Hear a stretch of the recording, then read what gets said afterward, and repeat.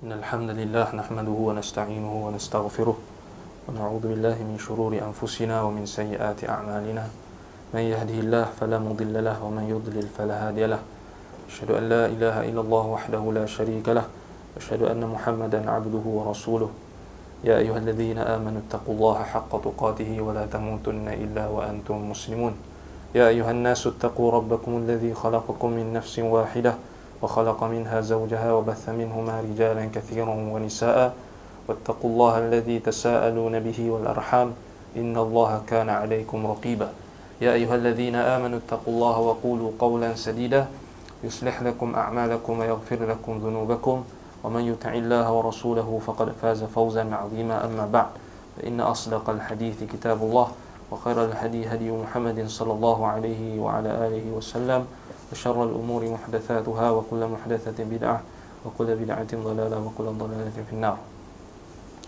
Jadi alhamdulillah, syukur kita pada Allah SWT kerana Allah SWT telah berikan kita nikmat untuk sama-sama kita datang ke majlis ilmu untuk sama-sama kita menambah iman kita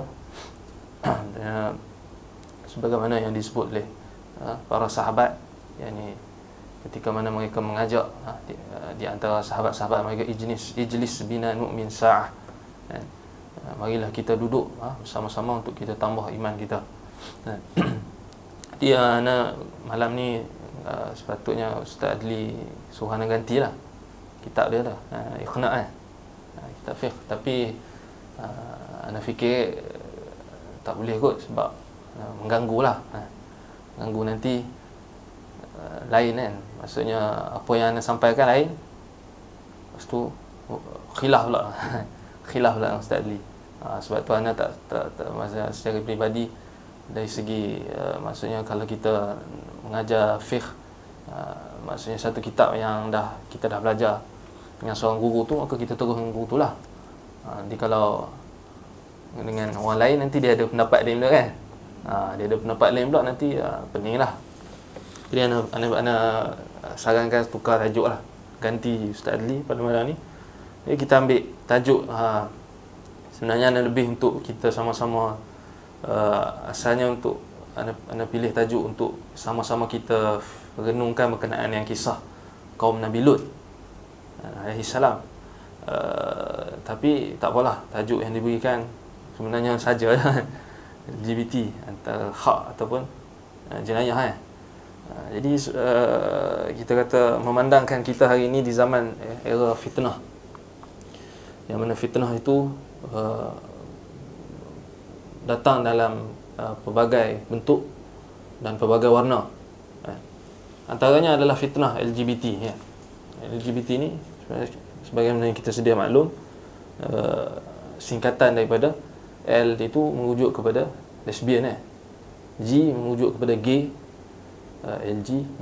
B merujuk kepada biseksual dan T merujuk kepada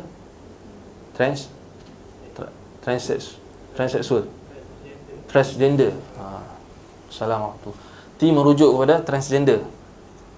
LGBT katanya ada tambah lagi QI. Itu tak tahulah mazhab baru kot. Tapi ini semua adalah fitnah yang kita katakan kita wajib menyikapi fitnah ini dengan kita merujuk kepada petunjuk Al-Quran. Kerana apa? Kerana kalau kita lihat apa saja musibah, ibtila, bencana, bala yang berlaku di hadapan kita, kalau kita lihat semata-mata dengan kacamata kita, semata-mata kita tengok macam tu je isu tu, maka itu sebenarnya tidak akan memberi apa-apa kesan ataupun khususnya kesan kepada hati kita. Bahkan ditakuti apabila perkara berkenaan dengan fitnah ini telah masuk ke dalam hati kita berupa syubhat-syubhat, termasuklah LGBT ini, maka ditakuti hati kita akan mengeras dengan kita, apabila kita kata dosa-dosa yang kita kata yang tersebar pada hari ini Jadi kalau kita tak suluh kegelapan itu, dosa ni ibarat sebagai apa? Benda yang menggelapkan, kan? Benda yang menggelapkan hati, kan?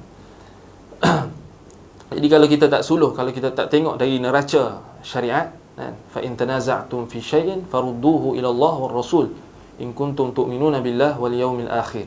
Kalau apa-apa saja berlaku perselisihan di kalangan kamu, maka kembalikanlah kepada Allah dan Rasul. Itu adalah asas kita. Dan juga kita apabila kita merujuk Al-Quran, sebenarnya Al-Quran ini akan memberi petunjuk kepada kita, guide kepada kita, dan apa yang kita, apa mauqif, apa pendirian kita, apa yang perlu kita buat, dan juga apa pendirian kita. Adakah kita perlu sokong, adakah kita kata, adakah kita turut mengiyakan orang yang mendakwa bahawasanya LGBT ini adalah hak. Ada orang sekarang kan, dia orang mendakwa hak pula, itu adalah hak asasi manusia, hak ataupun kemanusiaan. Jadi ini semua adalah kita katakan jarum ataupun kita kata perangkap-perangkap syaitan, yang mana mereka menggunakan perkara-perkara atau kebatilan ini, mereka menghiaskan kebatilan ini menjadi seperti benar. Jadi kita lihat dalam Al-Quran, kalau kita lihat dalam Al-Quran, banyak ayat yang Allah Ta'ala kisahkan berkenaan dengan kaum Lut.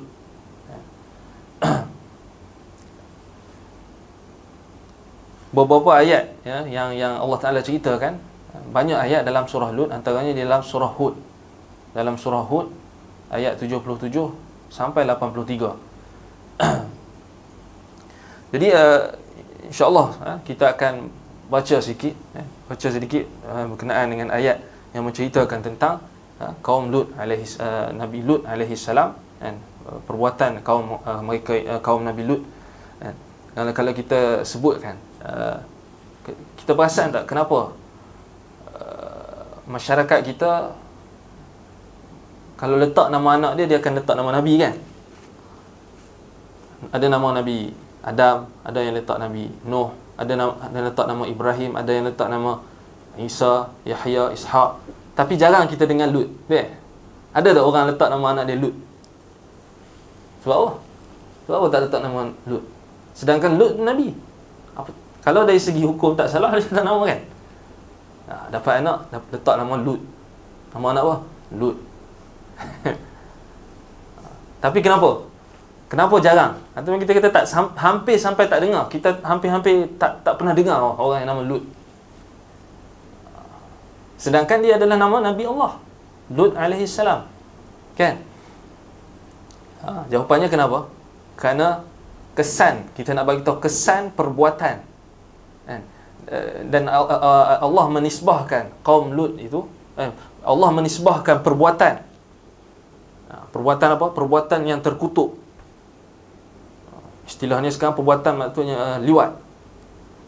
Dari segi bahasa Arab disebut homoseks ini ditelak, digunakan istilahnya liwat, kan? Berasal daripada perkataan Lut, nisbah kepada Lut. Kita kena faham istilah ni. Tetapi kenapa dinisbahkan kepada Lut? Sampai seorang istilah dalam kitab-kitab fiqh ataupun kitab-kitab dalam Islam, kitab tafsir dan sebagainya, kitab fiqh berkenaan dengan hukum liwat dan sebagainya, disebut sebagai Lut, dinisbahkan orang yang melakukan homoseks ini dengan Luti. Kerana kita kata dinisbahkan nama itu kepada kaum yang diutuskan padanya seorang nabi, iaitu Lut alaihi salam. Dan maksudnya sampailah Allah Ta'ala nisbahkan perbuatan itu kepada Rasul yang diutuskan. Yang ini nama Rasul yang diutuskan kepada kaum yang melampau itu. Yang inilah kaum Lut. Kesan dia sampailah pada nama. Maksudnya nama Nabi Lut sendiri pun, maksudnya nampak tak elok. Nak bagi tahu dahsyatnya, kita kata dahsyatnya amalan kaum Lut ini. Kita tengok apa yang disebutkan oleh para ulama secara ringkas sebelum kita masuk ayat. Yang dimaksudkan dengan liwat, kan? Ataupun kita terjemahkan pada gay lah, kan? Homosexual, gay. Jadi liwat atau gay ni adalah perbuatan yang dilakukan oleh lelaki, kan? yang mana mereka melakukan perbuatan yang maksudnya yang sepatutnya mereka lakukan kepada kaum wanita, tetapi mereka melakukan sesama jenis di antara mereka. Sebab itu Allah Ta'ala sebut dalam Al-Quran, innakum lata'tunar rijala syahwatan min dunin nisa bal antum qaumun musrifun. Dalam surah Al-A'raf ayat 81, Allah kata innakum, sesungguhnya kamu kaum Lut, lata'tunar rijala syahwah, kamu mendatangi orang-orang lelaki syahwatan, untuk melepaskan nafsu syahwat kamu, min dunin nisa, bukan kepada wanita. Sepatutnya kamu berkahwin dengan wanita, tetapi kamu terbalik, kan, berkahwin dengan lelaki. Min dunin nisa bal antum qaumun musrifun, bahkan kamu adalah kaum yang melampaui batas. Jadi liwat ini satu kata penamaan yang dinisbahkan kepada kaum Nabi Lut alaihi salam. Kenapa? Sebab kaum Nabi Lut ni lah yang disebutkan dalam Al-Quran adalah kaum yang pertama yang Allah Ta'ala rakamkan di dalam Al-Quran, kaum yang pertama melakukan perbuatan yang keji ini. Maksudnya di sini bila disebut kaum yang pertama melakukan perbuatan keji ini, maka sebelum itu tidak ada lagi, tidak pernah ada lagi kaum yang melakukan perbuatan seperti mereka. Sebab itu dalam surah Al-A'raf ayat 80 Allah kata apa? Walutan idh qala liqaumihi atatuna al-fahishata ma sabaqakum biha min ahadin minal alamin. Dan kami mengutuskan Lut, walutan idh qala liqaumihi, dan Nabi Lut yang Allah Ta'ala utuskan kepada kaumnya. Dan ingatlah ketika mana Lut berpesan, berkata kepada kaumnya, atatuna al-fahishata, apakah kamu, wahai kaumku, mengerjakan perbuatan fahishah. Fahishah ni perbuatan yang keji. Fahishah digunakan juga istilah fahishah merujuk kepada zina, merujuk kepada zina, dan juga liwat termasuk. Cuma liwat ni asyad lah, lebih dahsyat. Ma sabaqakum biha atatuna rijala atatuna al-fahishata ma sabaqakum biha min ahadin minal alamin. Allah kata berkenaan dengan seruan Nabi Lut alaihi salam, kamu mendatangi kekejian ini, perkara yang fahishah ini, yang ma sabaqakum biha min ahadin minal alamin, yang tak pernah didahului oleh kaum sebelum kamu. Tak pernah lagi ada kaum yang sebelum kamu melakukan perbuatan yang keji ini. Kamu adalah kaum yang pertama. Ini adalah kita katakan bantahan. Ayat ini menjadi bantahan ke atas golongan yang mendakwa bahawasanya homoseksual, gay, termasuklah lesbian. Lesbian istilahnya disebut sebagai sihaq. Sihaq merujuk kepada lesbian. Kesemua bentuk-bentuk perbuatan yang keji ini, sesetengah golongan, khususnya golongan-golongan barat, mereka mendakwa bahawasanya perbuatan ini, perbuatan kita kata hubungan sesama sejenis ini sebenarnya dah berlaku sebelum tu lagi. Ini ada dakwaan. Dia berkata bukan, kaum Lut ni dia berkata yang generasi yang selepas dah, dia berkata sebelum tu ada lagi. Dia berkata sebelum tu ada lagi. Antaranya yang sebut tak ingat, yang dekat mana, yang Pompei ke?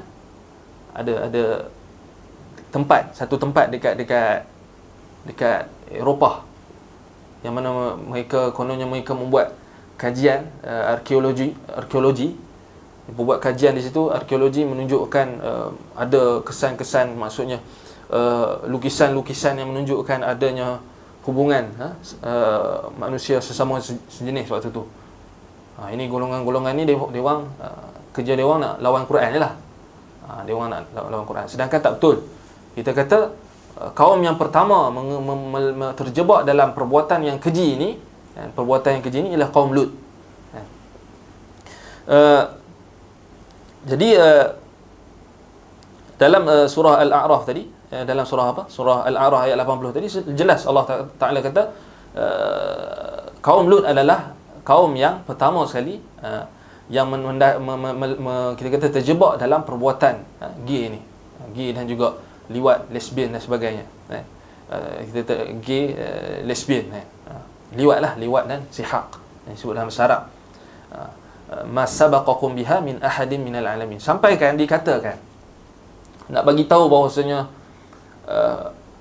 perbuatan keji ni tak pernah diketahui oleh sebahagian orang Arab. Antaranya ialah, tak salah saya, Abdul Malik bin Marwan ataupun Hisham bin Abdul Malik, khalifah pada zaman Bani Umayyah, seorang khalifah di ini di era Bani Umayyah. Dia pernah baca ayat berkenaan dengan kaum Lut. Bila dia baca ayat berkenaan dengan kaum Lut, dia kata, kalau aku tak baca ayat ni, aku tak tahu ada orang buat benda ni. Nak bagi tahu bahawasanya fitrah sebahagian orang Arab, khususnya yang kita sebut tadi, tak salah Hisham bin Abdul Malik bin Marwan ataupun Abdul Malik bin Marwan ataupun maksudnya dia tak ingat nama dia secara tepat, tetapi antara itulah di kalangan khalifah Bani Umayyah ada seorang khalifah yang dia kata, kalau aku baca, kalaulah aku tak baca ayat ni, ayat berkenaan dengan kaum Lut ni, aku tak tahu ada orang buat benda macam ni. Nak menunjukkan fitrah yang sejahtera. Kita pun dulu tak tahu juga, kan? Ataupun kita sebelum kita baca Al-Quran baru kita tahu. Macam itulah. Kita tak tahu ada orang kahwin sesama sejenis ni. Laki kahwin dengan laki, perempuan kahwin dengan perempuan. Mungkin zaman kita masih kecil, kita tak tahu benda ni, kan? Tapi bila kita dah meningkat remaja, kita dah terdedah dengan maklumat and information, surat khabar dan macam-macam lah. Zaman sekarang lagi bahaya, kan? Internet, kan? Dengan internet orang dah macam-macam lah, ya. Maksudnya fitnah ini tersebar. Tapi nak bagi tahu orang dulu, kalau dia tak baca Al-Quran, dia tak tahu ada gay tu. Okay? Dia baca Al-Quran baru dia tahu, oh punya ada laki kahwin dengan laki, perempuan kahwin perempuan. Tapi kita sekarang, orang tak baca Al-Quran pun dah tahu lah. Sebab apa? Benda tu dah tersebar dengan kita kata macam-macam apa wasilah ataupun kita kata media yang tersebar, yang menyebarkan kita kata info ataupun maklumat berkenaan dengan perbuatan-perbuatan yang terkutuk ni. Kemudian kita lihat kisah berkenaan dengan kaum Lut ini. Kita baca sikit dalam surah Hud ayat 77 sampai 83. A'udzubillahi minasyaitonirrajim.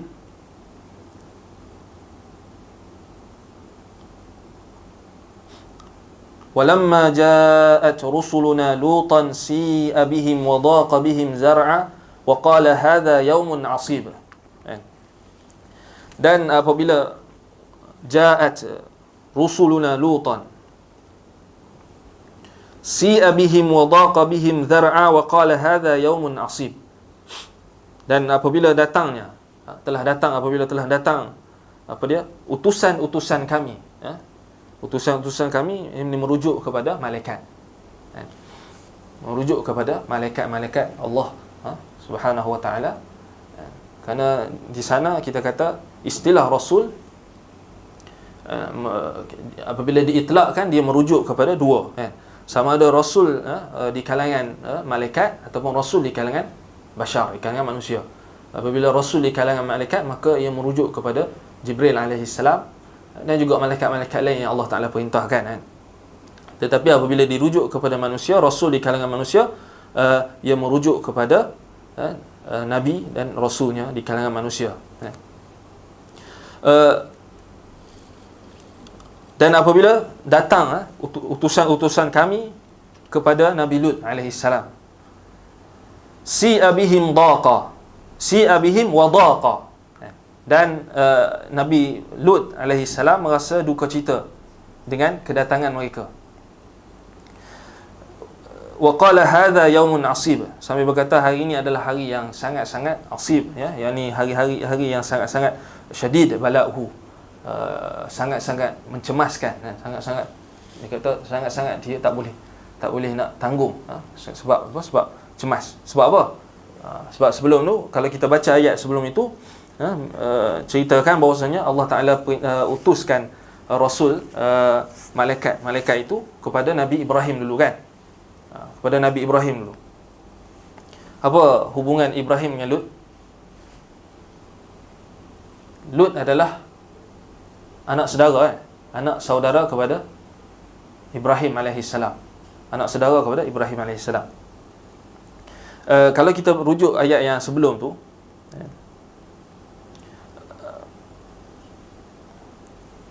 ayat yang sebelum dalam 69, walaqad ja'at rusuluna Ibrahima bil bushra qalu salama fama labitha an ja'a bi ajlin hadith.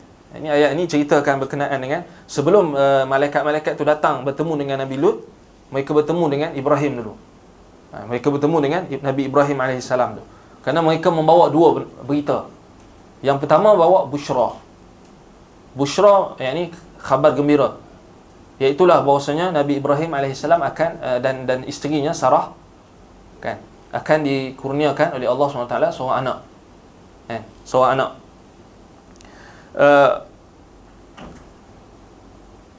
Anak dari Nabi Ibrahim daripada Sarah siapa? Ishaq kan? Ishaq alaihissalam. Isaac. Dan Nabi Ibrahim pun apa? Kita kata menjawab salam. Menjawab salam daripada malaikat. Malaikat kata qalu salama. Qala salam. Malaikat kata assalamualaikum kan. Kemudian Nabi Ibrahim AS jawab salam mereka itu. Fama labitha an jaa bi'ijlin hanid.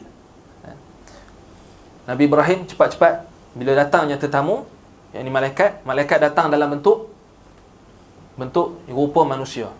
Ini antara kelebihan yang Allah Ta'ala berikan kepada malaikat.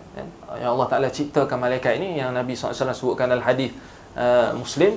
Nabi SAW kata khuliqatil malaikah min nur. Dan malaikat itu diciptakan daripada cahaya. Dan Allah Ta'ala berikan keupayaan pada malaikat-malaikat Allah, iaitulah mereka boleh menyerupai, ataupun mereka boleh kita kata bertukar, menyerupai menjadi manusia, rupa manusia kan. Sebagaimana dalam hadis yang lain, malaikat datang dalam rupa siapa? Dihyah Al-Kalbi. Dihyah Al-Kalbi seorang sahabat Nabi. Malaikat datang dalam rupa Dihyah Al-Kalbi. Begitu juga malaikat datang dalam rupa Arab Badui. Dalam hadis Jibril yang panjang tu kan. Malaikat datang dalam rupa seorang Arab Badui. Jadi itu antara keupayaan yang Allah Ta'ala berikan kepada malaikat. Dia boleh datang menjelma di dalam rupa bentuk manusia. Jadi kedatangan malaikat itu dalam rupa bentuk manusia. Sebab itu Nabi Ibrahim dia ingat itu adalah tetamu. Jadi tengok antara sikap Ibrahim ketika itu, dia bersegera ajak tetamu dia tadi masuk ke rumah, masuk ke tempat duduk, dan dia bawa dia bawa bi'ijlin hanif, yakni lembu ataupun anak lembu yang dipanggang kan, anak lembu yang dipanggang, maksudnya hidangkan makanan yang lazat.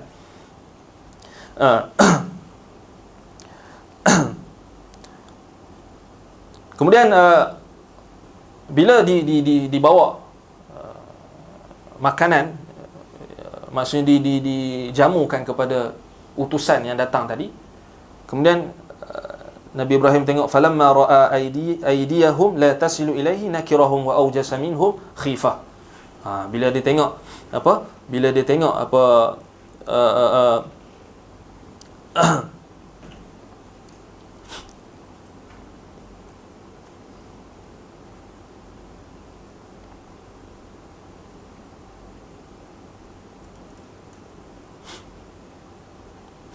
Nabi Ibrahim tengok mereka tak sentuh makanan, Nabi Ibrahim rasa pelik lah.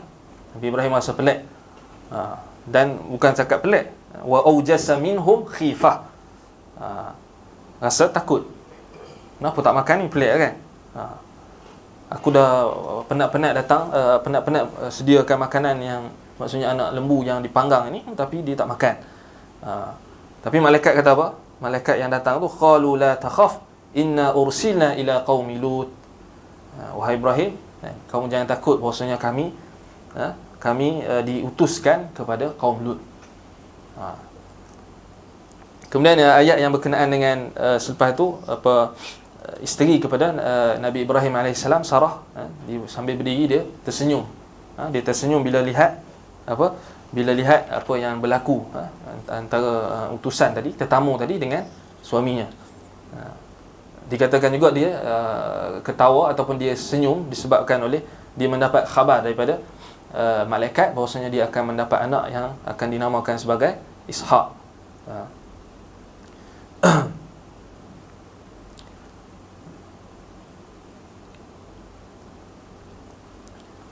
Jadi kenapa Allah Ta'ala utuskan dua malaikat ini, ataupun bukan dua malaikat, Allah Ta'ala utuskan malaikat-malaikat ini, dan dalam sebahagian riwayat disebutkan bahawa malaikat yang diutuskan ini mereka adalah empat orang dalam sebahagian riwayat. Wallahu alam, riwayat ini perlu dilihat kesahihannya. Dikatakan empat orang malaikat itu adalah Jibril, Mikail, Israfil dan Rafail. Wallahu alam. Ini selalunya ini adalah kisah kita kata Israiliyat lah, selalunya. Tetapi kalau kisah itu tidak membawa apa-apa kesan kepada syariat ataupun akidah, maka sebagaimana yang disebut oleh Nabi sallallahu alaihi wasallam, hadithu an bani Israil atau hadithu anni atau hadithu an bani Israil wala haraj, ataupun Nabi sallallahu alaihi wasallam kata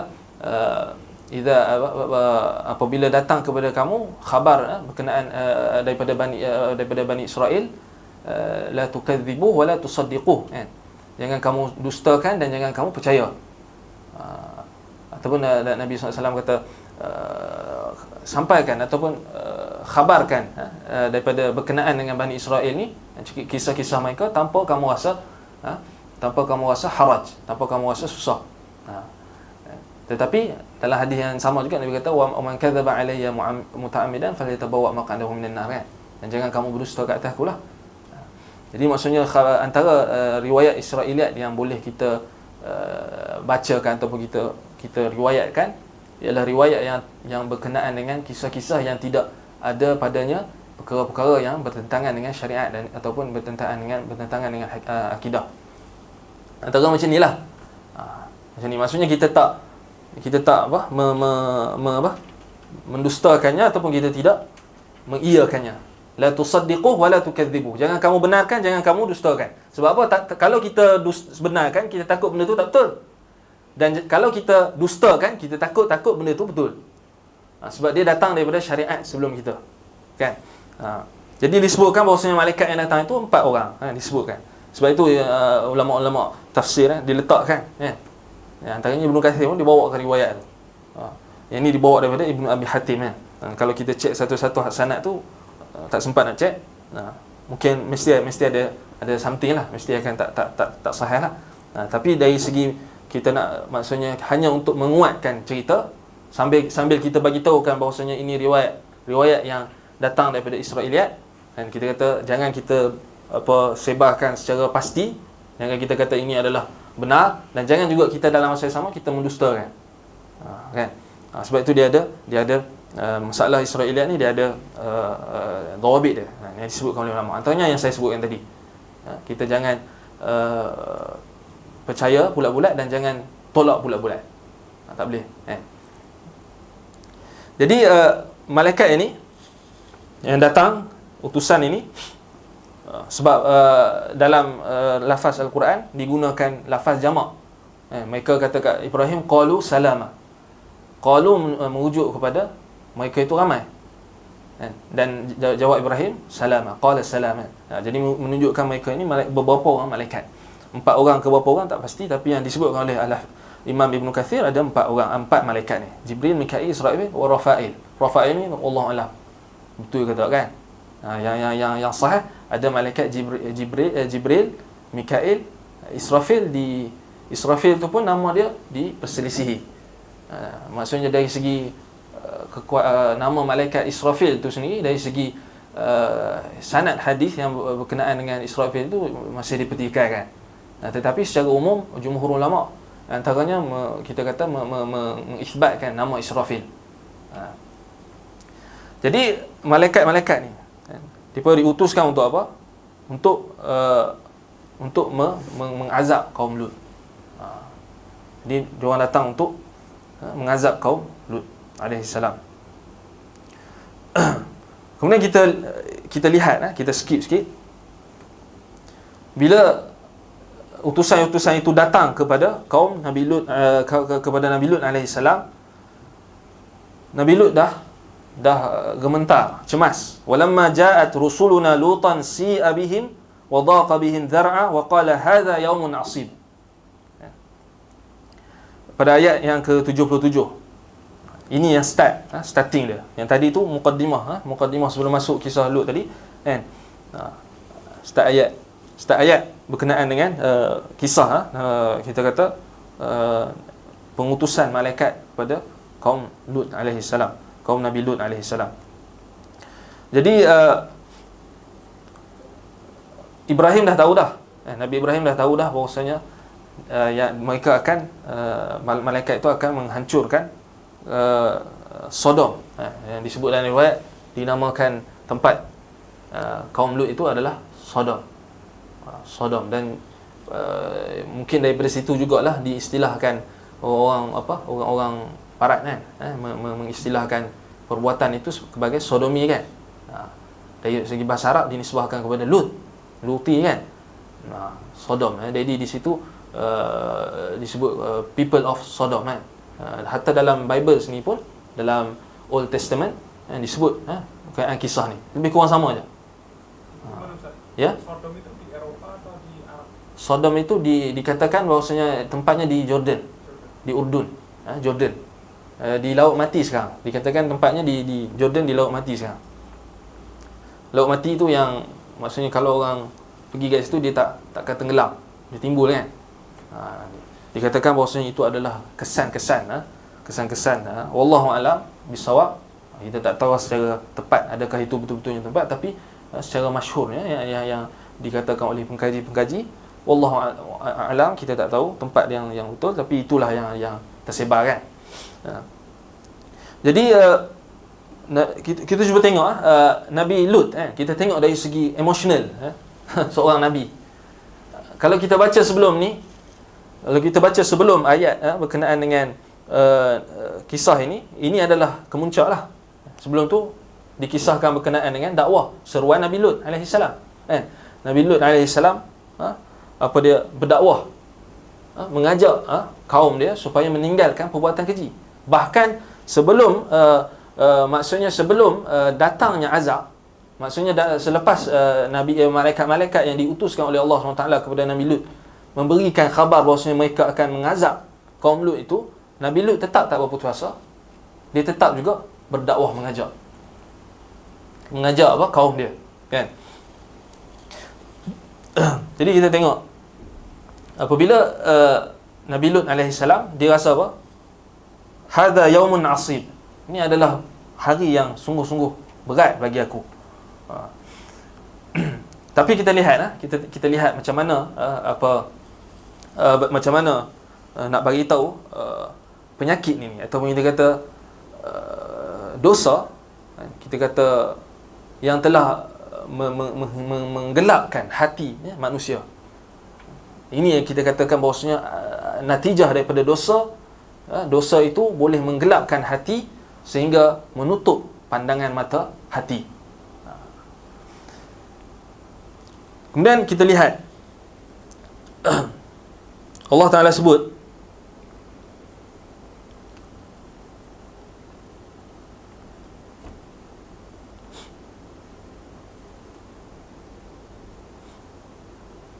waja'ahu qaumuhu yuhra'un. Waja'ahu qaumuhu yuhra'una ilaihi wa min qablu kanu ya'maluna as-sayyi'at. Dalam keadaan Nabi Lut alaihi salam telah diberikan khabar bahawasanya malaikat akan mengazab kaum Sodom itu, people of Sodom tadi kan. Kaum-kaum dia tadi mereka datang menyerbu ke menyerbu rumah Nabi Lut AS. Sebab mereka dapat maklumat bahawasanya malaikat ataupun kita kata utusan-utusan tetamu Lut itu mereka adalah orang-orang yang tampan, orang-orang yang kacak. Sebab Allah Ta'ala nak uji mereka. Jadi Allah Ta'ala datangkan malaikat dalam rupa lelaki yang kita kata kacak, yang handsome. Jadi perangai orang-orang gay lah kita kata kan, kaum Lut ni, mereka bila mereka dapat maklumat dalam ayat yang lain, dalam tafsir ayat yang lain, dalam tafsir tak salah dalam surah Tahrim, tafsir berkenaan dengan isteri Nabi yang mengkhianati, antara isteri-isteri para Nabi yang mengkhianati suami-suami mereka, antaranya adalah isteri Nabi Lut, isteri Nabi Lut. Dikatakan bahawasanya ketika datangnya utusan yang datang dalam rupa, utusan malaikat yang datang dalam rupa lelaki yang handsome, yang kacak itu, isteri Nabi Lut ni lah yang bagi tahu, yang pecah rahsia ataupun kita bagi tahu dekat kaum Lut yang mana mereka ada penyakit. Penyakit ni lah penyakit nak suka pada sesama sejenis ni. Dia yang bagi tahu. Isteri Nabi Lut, dia yang bagi tahu. Kemudian tengok dahsyatnya, kita kata bila sudah dosa itu sudah sebati sampai mereka tak nampak dah. Mereka tak nampak dah apa. Sedangkan ketika itu Nabi Lut AS menyampaikan bahawasanya azab Allah akan turun kepada mereka. Sebab dikatakan ini adalah kemuncak dakwah. Sebelum itu Nabi Lut dah berdakwah dengan kita kata bersungguh-sungguh. Sampai disebutkan dalam tafsir, sebahagian tafsir, isteri Ibrahim, Sarah, yang disebut sebelum ayat tu wa imra'atuhu fadhahikat, wa imra'atuhu qa'imah fadhahikat. Dikatakan bahwasanya isteri Ibrahim, Sarah, dia berdiri dan dia ketawa, dia senyum waktu malaikat datang bawa khabar itu. Dikatakan bahawasanya dia senyum tu sebab apa? Sebab dia dah tak tahan dengan perbuatan kaum Lut. Jadi bila malaikat datang bawa khabar yang mana mereka akan memusnahkan kaum Lut dengan amalan keji mereka itu, jadi dikatakan sampai Sarah senyum sebab apa? Suka. Maksudnya macam kita sekarang ni, pada muka lah kan. Sebahagian ulama yang mentafsirkan ayat tu, fadhahikat. Ada yang disebut sebab dia senyum sebab dia dapat khabar gembira yang dia akan dapat anak. Tapi ada juga sebahagian ulama yang tafsir bahwasanya dia sebab apa? Sebab dia tahu bahwasanya itu adalah khabar gembira bahwasanya kaum-kaum yang melampau itu akan dimusnahkan oleh Allah SWT. Sampai tahap tu nak menunjukkan bahwasanya kat sini orang beriman dia kena, maksudnya kita kata kita kena sensitif lah kan.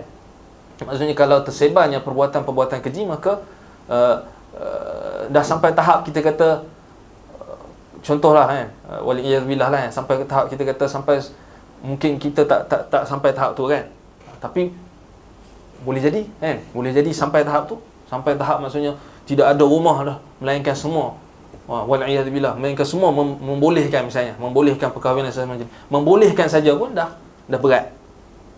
Beza kita kata sebab kita merujuk kepada golongan LGBT yang ada sekarang kan. Beza mereka dengan kaum ataupun kaum Lut, ataupun kita kata bukan kaum Lut, orang-orang yang terdahulu. Mereka ada juga di kalangan mereka yang terjebak di dalam perbuatan homoseks ini ataupun lesbian dan sebagainya. Mereka ada yang terpengaruh dengan hawa nafsu mereka. Maksudnya macam ni, contoh, orang yang terjebak dalam zina, ada yang terjebak dalam zina, mereka tahu bahawasanya zina itu haram. Jadi dia terjebak dengan zina disebabkan hawa nafsu dia. Jadi dia terjebak dalam maksiat, dia tidak jatuh kufur kan. Tapi beza dengan orang yang menghalalkan zina. Orang yang menghalalkan zina, maka dia jatuh kufur. Dia menghalalkan apa yang Allah Ta'ala haramkan. Sama juga orang yang menghalalkan liwat, orang yang menghalalkan gay, lesbian, LGBT ni, dia lebih berat daripada orang yang terjebak. Hanya kita kena beza. Orang yang terjebak lain, mungkin dia terjebak tu sebab macam-macam lah pengaruh sekitar kan, dan sebagainya. Tetapi orang yang memperjuangkan ni, ini menganggap halal, dia boleh jatuh kufur sebab dia menganggap halal. Ini kita kena bezakan.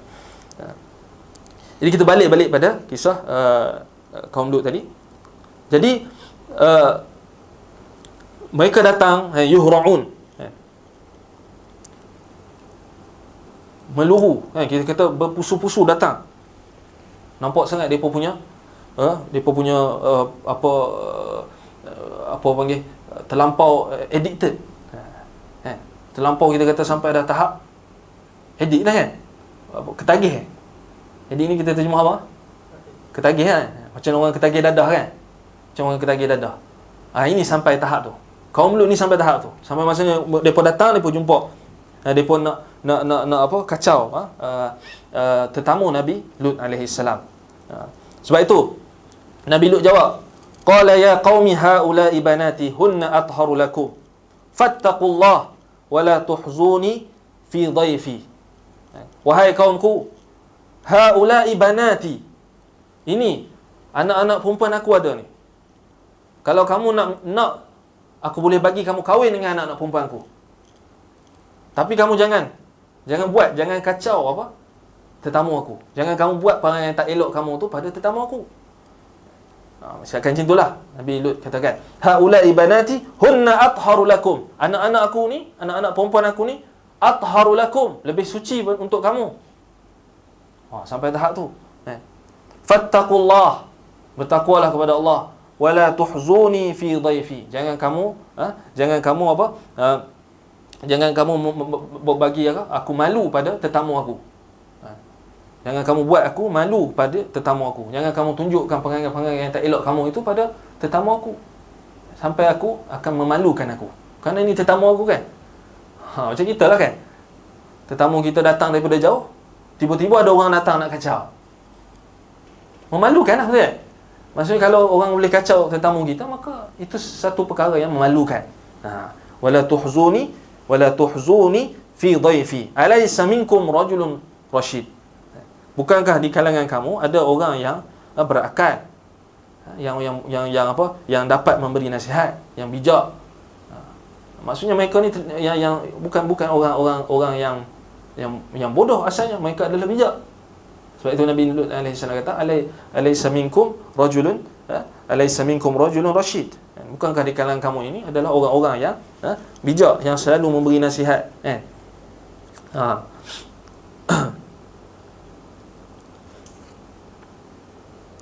Yuhra'una ilaih, maksudnya mereka bergegas nak bagi tahu ediknya dia pun ni.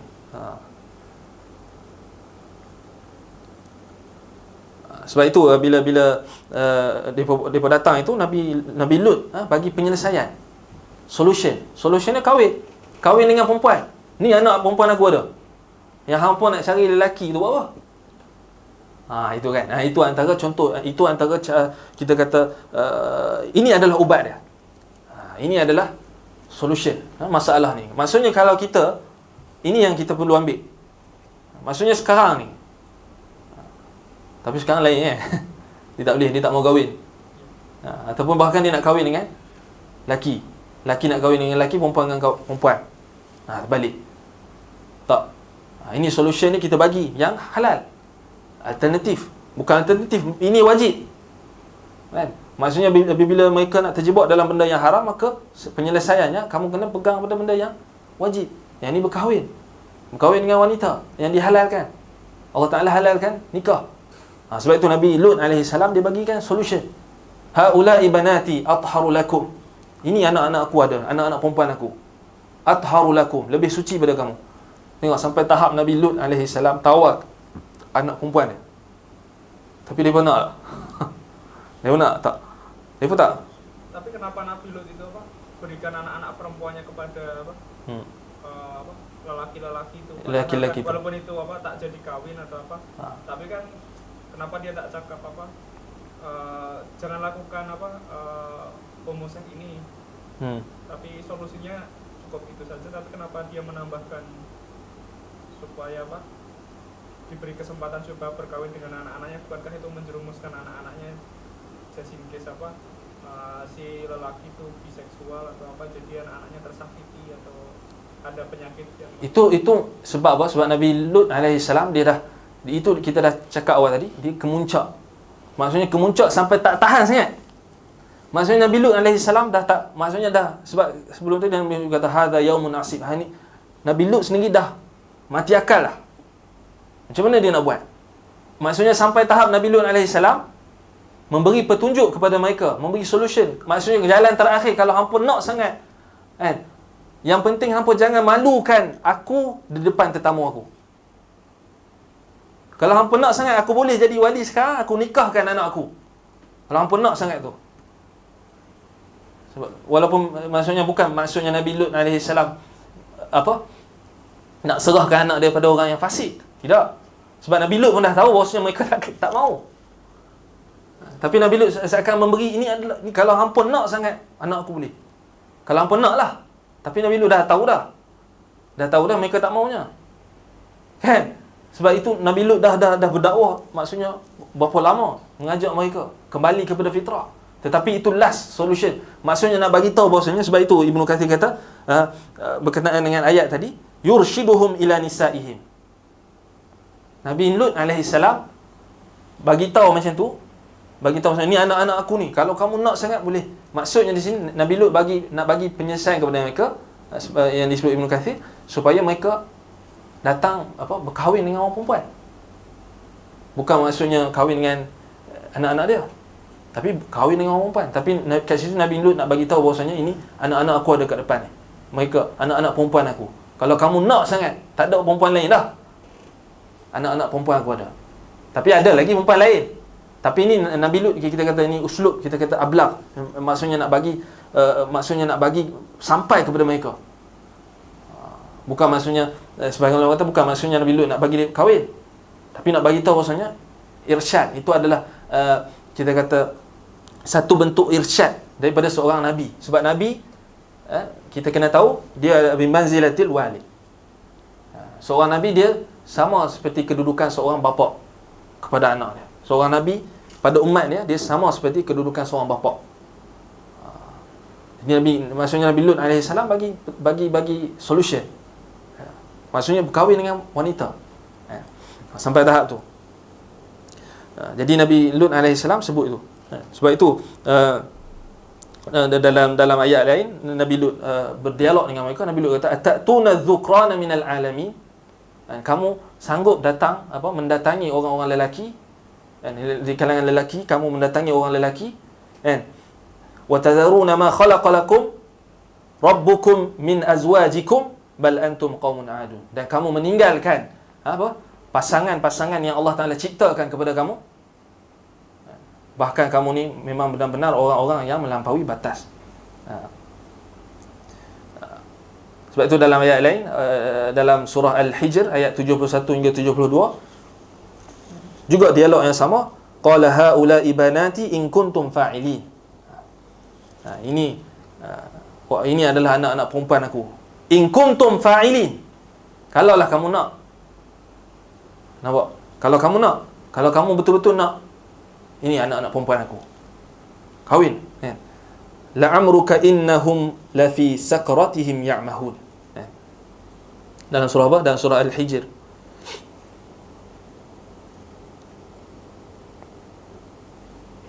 Ayat 72.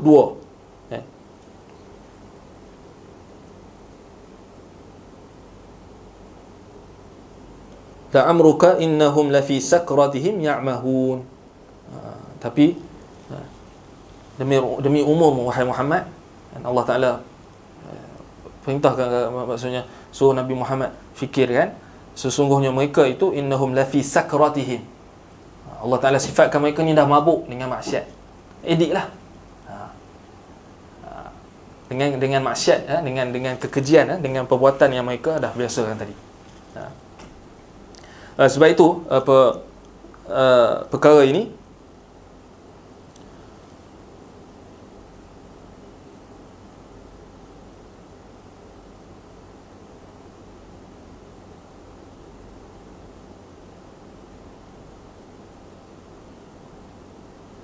sebahagian ulama kata maksud hunna banati, maksud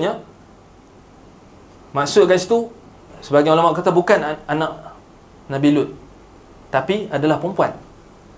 Sebab mereka ni adalah dalam kedudukan anak-anak aku, sebab aku adalah nabi. Itu yang jelas lah, yang lebih jelas. Itu yang lebih jelas. Sebab itu sebab berdasarkan hadis an-nabi aula bil mu'minin, ataupun dalam qiraat ayat an-nabi aula bil mu'minin min anfusihim wa azwajuhu ummahatuhum wa huwa abun lahum, yakni nabi dan isteri-isteri dia, kedudukan mereka, nabi itu seperti bapa kita, dan juga isteri-isteri nabi adalah seperti ummahatukum, ini ibu-ibu kamu. Bukan dari segi nasab, tetapi dari segi kita kata kedudukan mereka. Sebab itu selepas Nabi SAW wafat, maka diharamkan untuk orang lain berkahwin dengan ummahatul mu'minin. Itu kan. Jadi itu yang jelas lah. Maksudnya haula ibanatihunna atharu lakum, itu maksudnya bukan bermaksud anak-anak. Maksudnya sebahagian ulama kata bukan maksudnya Nabi Lut menawarkan anak-anaknya, tapi yang zahirnya dia menawar, sampai tahap dia menawarkan anak-anak dia, menunjukkan mereka ni dahsyat sangat. Sampai dikatakan mereka mengetuk pintu. Ketuk pintu, Nabi Lut tutup pintu, kan? Depa ketuk pintu. Depa nak pecahkan pintu, kan? Pintu rumah Nabi Lut alaihi salam, yang mana di dalam rumah itu ada dua orang tetamunya, itulah malaikat. Qala law anna li bikum quwwatan aw awi ila ruknin shadid. Nabi Lut kata apa? Kalaulah aku ni ada kekuatan, kan? Aku boleh menghalang kamu, menghalang kamu daripada perbuatan yang kamu lakukan ini, kan?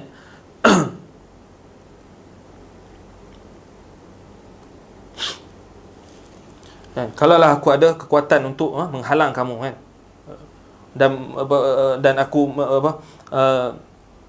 Dan aku dapat bertumpu, ya, awi ila ruknin syadid, yang ini bertumpu pada sesuatu tempat untuk aku bertahan, daripada dah ketuk pintu Nabi Lut alaihi salam.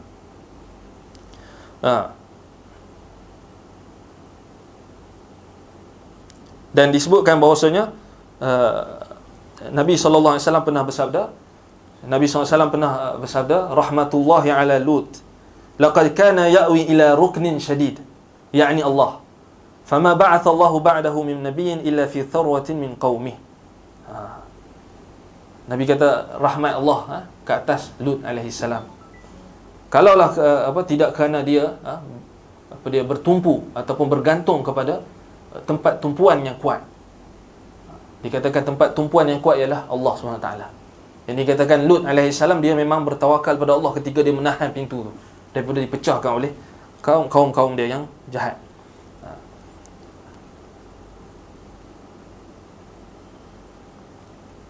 Kemudian Allah Ta'ala berikan khabar gembira kepada Lut alaihi salam. Sebab apa dia tahan tu? Sebab dia tak mahu sebab dia tak mahu kaum-kaum Lut ini buat perkara yang keji itu pada tetamu dia. Dan Lut sendiri tak tahu bahawasanya tetamu dia itu adalah malaikat. Tetapi Allah Ta'ala berikan khabar gembira tatkala Nabi Lut alaihi salam menyerahkan sepenuhnya bergantungannya kepada Allah SWT ketika itu, maka Allah kata apa? Qalu ya Lutu inna rusulu rabbika lan yasilu ilaik. Allah Ta'ala sebutkan bahawasanya malaikat, pemuda-pemuda yang ada di dalam rumahnya itu kata, wahai Lut, sesungguhnya kami sebenarnya adalah utusan Allah, utusan Tuhan, dan mereka sesekali tidak akan dapat menyentuh kami. Fa asri bi ahlika bi qit'in min al-laili wa la yaltafit minkum ahadun illa imra'atak. Maka bergeraklah kamu, berhijrahlah kamu, keluarlah kamu daripada tempat ini bersama dengan keluarga kamu, ahli keluarga kamu, termasuk isteri kamu, pada malam ini. Dan jangan apabila kamu keluar, jangan salah seorang di kalangan kamu berpaling ke belakang. Wala yaltafit minkum ahad. Jangan kamu sesekali berpaling balik kepada belakang, jangan pandang belakang lah, illa imra'atak. Tetapi perbuatan itu akan dituruti kecuali isteri kamu, kan? Isteri kamu yang tidak, maksudnya tidak akan ikut perintah yang kami sebutkan tadi. Innahu musibuha ma asabahu, kerana dia akan tertimpa ke atasnya apa yang juga tertimpa ke atas kaum kamu, apa yang akan tertimpa atas kaum kamu. Sebab apa? Sebab isteri Lut, isteri Nabi Lut dikira sebagai orang yang bersubhat. Sebab dia, walaupun kita katakan bahawasanya ijma' ulama, antaranya Ibn Hazm menukilkan ijma' bahawasanya kesemua isteri-isteri para nabi tidak pernah terjebak di dalam perbuatan fahisyah, perbuatan keji. Nampak? Semua isteri-isteri nabi tidak terjebak dalam perbuatan fahisyah. Ini ijma'. Bahkan dalam Al-Quran ayat yang jelas sekali Allah Taala sebut bahawasanya orang yang beriman untuk orang yang lelaki yang beriman untuk perempuan yang beriman, kan, dan sebagainya. Ayat-ayat yang jelas menyebutkan bahawasanya lelaki yang baik untuk wanita yang baik, semua tu, itu jelas menunjukkan bahawasanya para nabi, kita kata isteri mereka tidak maksum seperti mereka, tetapi isteri mereka semua tidak pernah terjebak di dalam fahisyah, dalam perbuatan keji, zina, liwat, sihak lesbian, tak. Yang dimaksud keji ini dosa besar atau dosa besar. Maksudnya di sini mereka boleh terjebak dalam dosa besar. Maksudnya isteri-isteri Nabi mereka tidak maksum seperti suami mereka, tapi mereka boleh terjebak dalam dosa. Dan kita kata apa yang Allah Ta'ala tetapkan, isteri-isteri Nabi yang mana Allah Ta'ala yang ceritakan dalam Quran bahawasanya mereka terjebak dalam perbuatan mereka, kesalahan mereka adalah bukan terlibat dalam perkara. Misalnya kita bagi contoh isteri Nabi Lut ni, dia tak terjebak dalam perbuatan kaum Lut. Maksudnya dia tidak terjebak dalam perbuatan mereka yang mendatangi sesama sejenis. Tidak, tetapi dia hanya bersubhat. Dia hanya bersubhat. Sebab Allah Ta'ala muliakan para Nabi, Allah Ta'ala takkan jadikan isteri-isteri mereka, seburuk mana isteri mereka, mereka tak akan terjebak dalam perkara yang lebih buruk, yakni perkara yang keji, fahisyah. Sekeji mana pun mereka, tapi mereka tak akan terjebak dalam perbuatan yang keji. Ini antara bentuk kemuliaan yang Allah Ta'ala berikan kepada para Nabi.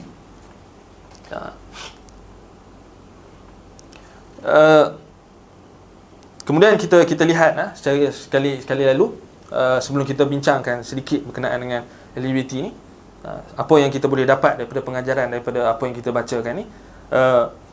Kemudian apabila Allah Ta'ala sebutkan bahawasanya falamma jaa amruna ja'alna 'aliyaha safilaha wa amtarna 'alaihim hijaratan min sijilin mandud.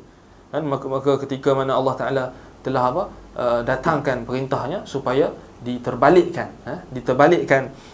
menjadikan bumi, tempat kaum Sodom itu, kaum Nabi Lut itu, di atasnya menjadi bawah, yang ini diterbalikkan, dan Allah Ta'ala turunkan, hujankan daripada langit batu daripada batu-batu sijil. Sijil yang mandud maksudnya antaranya yang disebut oleh para ulama, batu daripada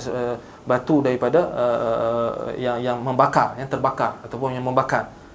Dalam ayat yang lain Allah kata hijaratan min tin, batu daripada tanah yang keras, mustakhrajatun qawiyah syadidah. Ada yang disebut mashwiyah, yakni batu yang macam seakan dipanggang, batu yang panas. Imam Bukhari kata sijil maksudnya asyadidul kabir, batu yang besar, kan?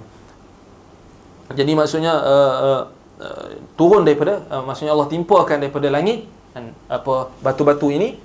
Itu adalah antara bentuk azab yang tertimpa ke atas kaum Lut, yang Allah Ta'ala terbalikkan bumi itu, daripada atas menjadi bawah, bawah menjadi atas, diterbalikkan. Dan dikatakan bahawasanya malaikat yang melakukan ataupun yang Allah Ta'ala perintahkan supaya menterbalikkan tempat kaum Lut itu adalah malaikat Jibril alaihissalam. Sampai dalam sebahagian riwayat disebutkan bahawasanya Jibril hanya mengkuis tempat tu dengan apa? dengan hujung sayap dia. Hujung sayap dia, tarf janahai al-ayman. Hujung sayap dia yang belah kanan. Besar tak Jibril? Besar. Dalam sebahagian riwayat disebutkan bahawasanya Jibril itu ada 600 sayap kan. Satu sayap dia tu saddul ufuq. Sayap Jibril alaihi salam, satu sayap dia tu menutupi cakrawala ni. Saddul ufuq. Besar. Sebab itu dia terbalikkan kaum Sodom ni, dia terbalikkan tempat depa tu, kaum Nabi Lut ni, Sodom, tempat Sodom tu diterbalikkan hanya dengan hujung sayap dia. Besar kan? Allahu akbar wa ajal. Allah lebih besar dan lebih agung, lebih mulia, lebih kuat. Kan itu antara kita kata malaikat kan, yang mana ia adalah ciptaan Allah SWT. Jadi malaikat cuing macam tu lah, kuih je. Dahsyat. Kemudian terbalik kampung itu, tempat kita kata Sodom itu. Kemudian kita katakan bahawasanya itu adalah antara azab yang Allah Taala timpakan ke atas kaum Lut alaihi salam. Sebab itulah sebahagian ulama mengistinbat ulama fuqaha, antaranya dalam Imam Abu Hanifah mengatakan bahawasanya hukuman bagi orang yang terlibat ataupun terjebak dalam amalan kaum Lut ini adalah mereka dibaling daripada tempat yang tinggi. Mereka dibalingkan tempat yang tinggi dan juga kemudian dibaling dengan batu. Dibaling dengan batu sebagaimana Allah Taala azab kaum Lut. Sebahagian ulama istinbat macam tu. Sebahagian ulama juga menyatakan bahawasanya mereka dibunuh. Antaranya Imam Asy-Syafi'i rahimahullah dan juga beberapa ulama mereka kata sama ada mereka itu muhsan ataupun ghairu muhsan, sama ada dah kahwin ataupun tidak, mereka dibunuh. Berdasarkan hadis Nabi SAW, man wajadtumuhu ya'malu amala qaumi Lut faqtulul fa'il wal maf'ulah atau maf'ula bih. Hadis sahih yang disahihkan oleh Syekh Al-Albani dan Al-Irwa kan. Siapa saja yang kamu dapati melakukan amalan kaum Lut, maka bunuhlah dia. Bunuhlah orang yang melakukan dan orang yang diperlakukan. Jadi itu antara hukum yang ulama kenakan. Termasuk yang dipaksa juga Ustaz? Dipaksa tidak. Tidak. Dipaksa tidak. Maksudnya yang rela, yang saling rela merelai. Jadi kat sini nak bagi tahu kepada kita dahsyatnya azab yang ditimpakan oleh Allah SWT kepada kaum Lut alaihi salam. Jadi apa yang kita lihat hari ini, apabila kita lihat apabila masyarakat kita kurang maksudnya mereka tidak terdidik dengan agama. Ini yang menjadi punca kita kata kenapa perbuatan kaum Lut ini maksudnya kita kata tersebar puncanya adalah kerana masyarakat tidak terdidik dengan agama. Kita kata setiap zaman ada. Sebab itu Nabi SAW sebutkan hadis kan. Sebab maksudnya ada zaman Nabi pun ada. Tapi mungkin bezanya tidak sama macam kita kan.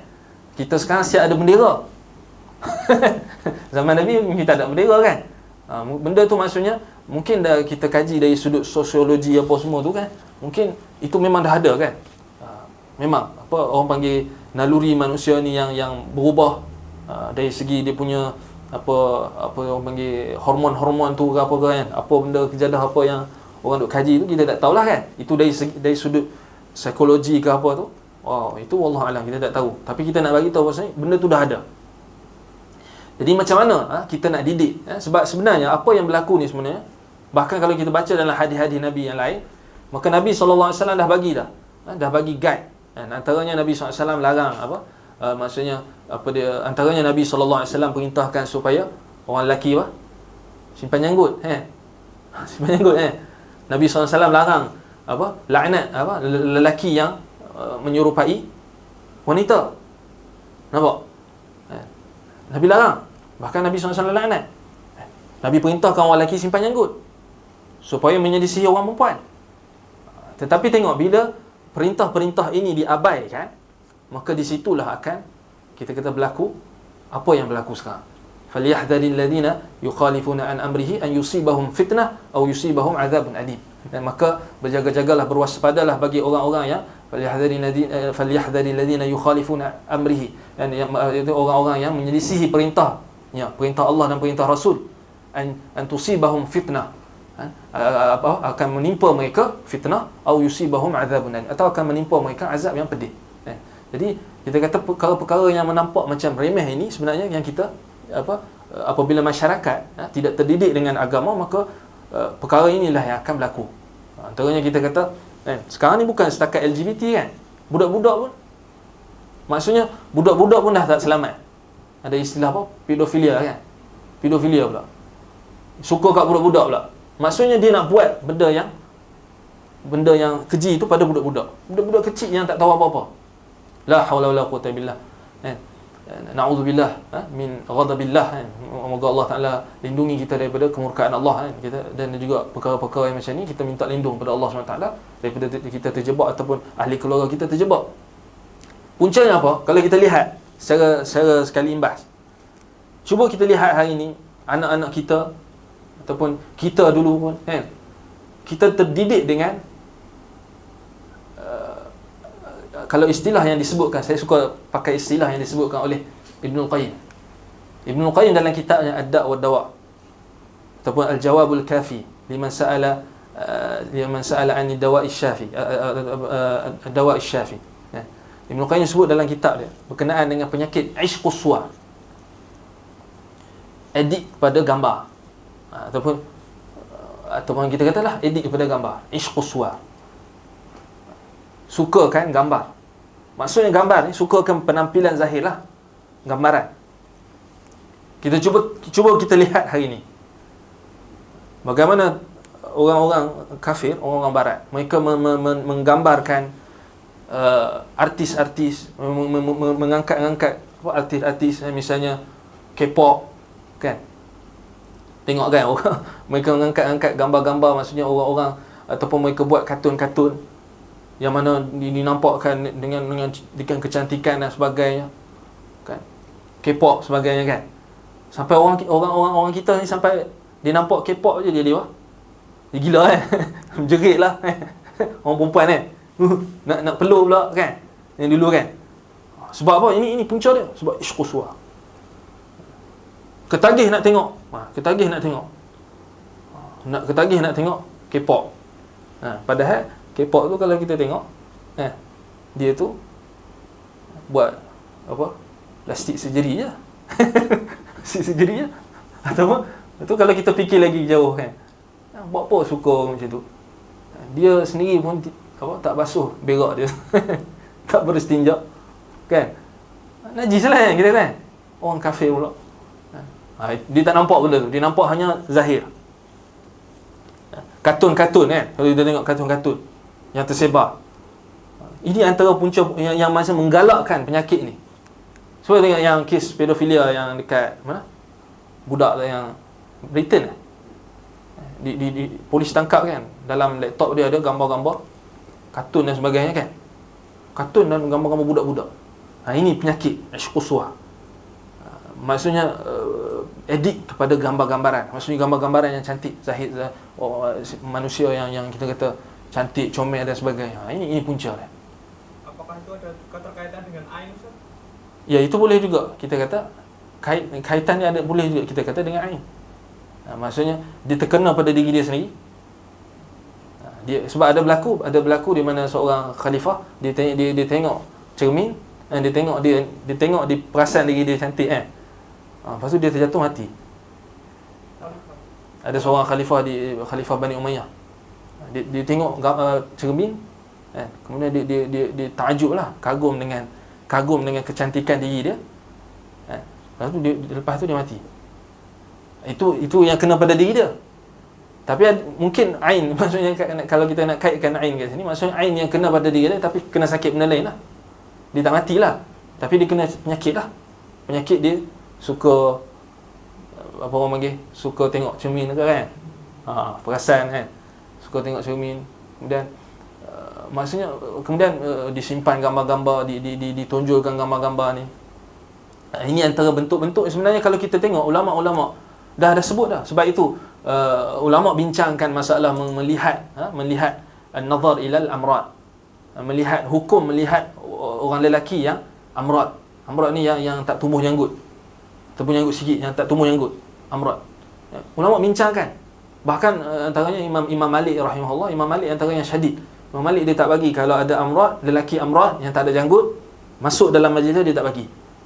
Sebab hukum amrad ni, hukum budak-budak kecil yang ataupun orang lelaki yang tak tumbuh janggut ni, orang budak kecil lah khususnya, hukum mereka sama macam perempuan. Maksudnya sampai ulama tegah untuk melihat amrad ni seperti mana melihat perempuan dengan syahwat dan sebagainya. Sama dengan syahwat tu. Yang syadid lagi tak boleh tengok. Antaranya Imam Malik tak bagi amrad masuk dalam majlis dia. Ada dalil yang menjelaskan seperti itu? Saya tak ingat, tapi ada.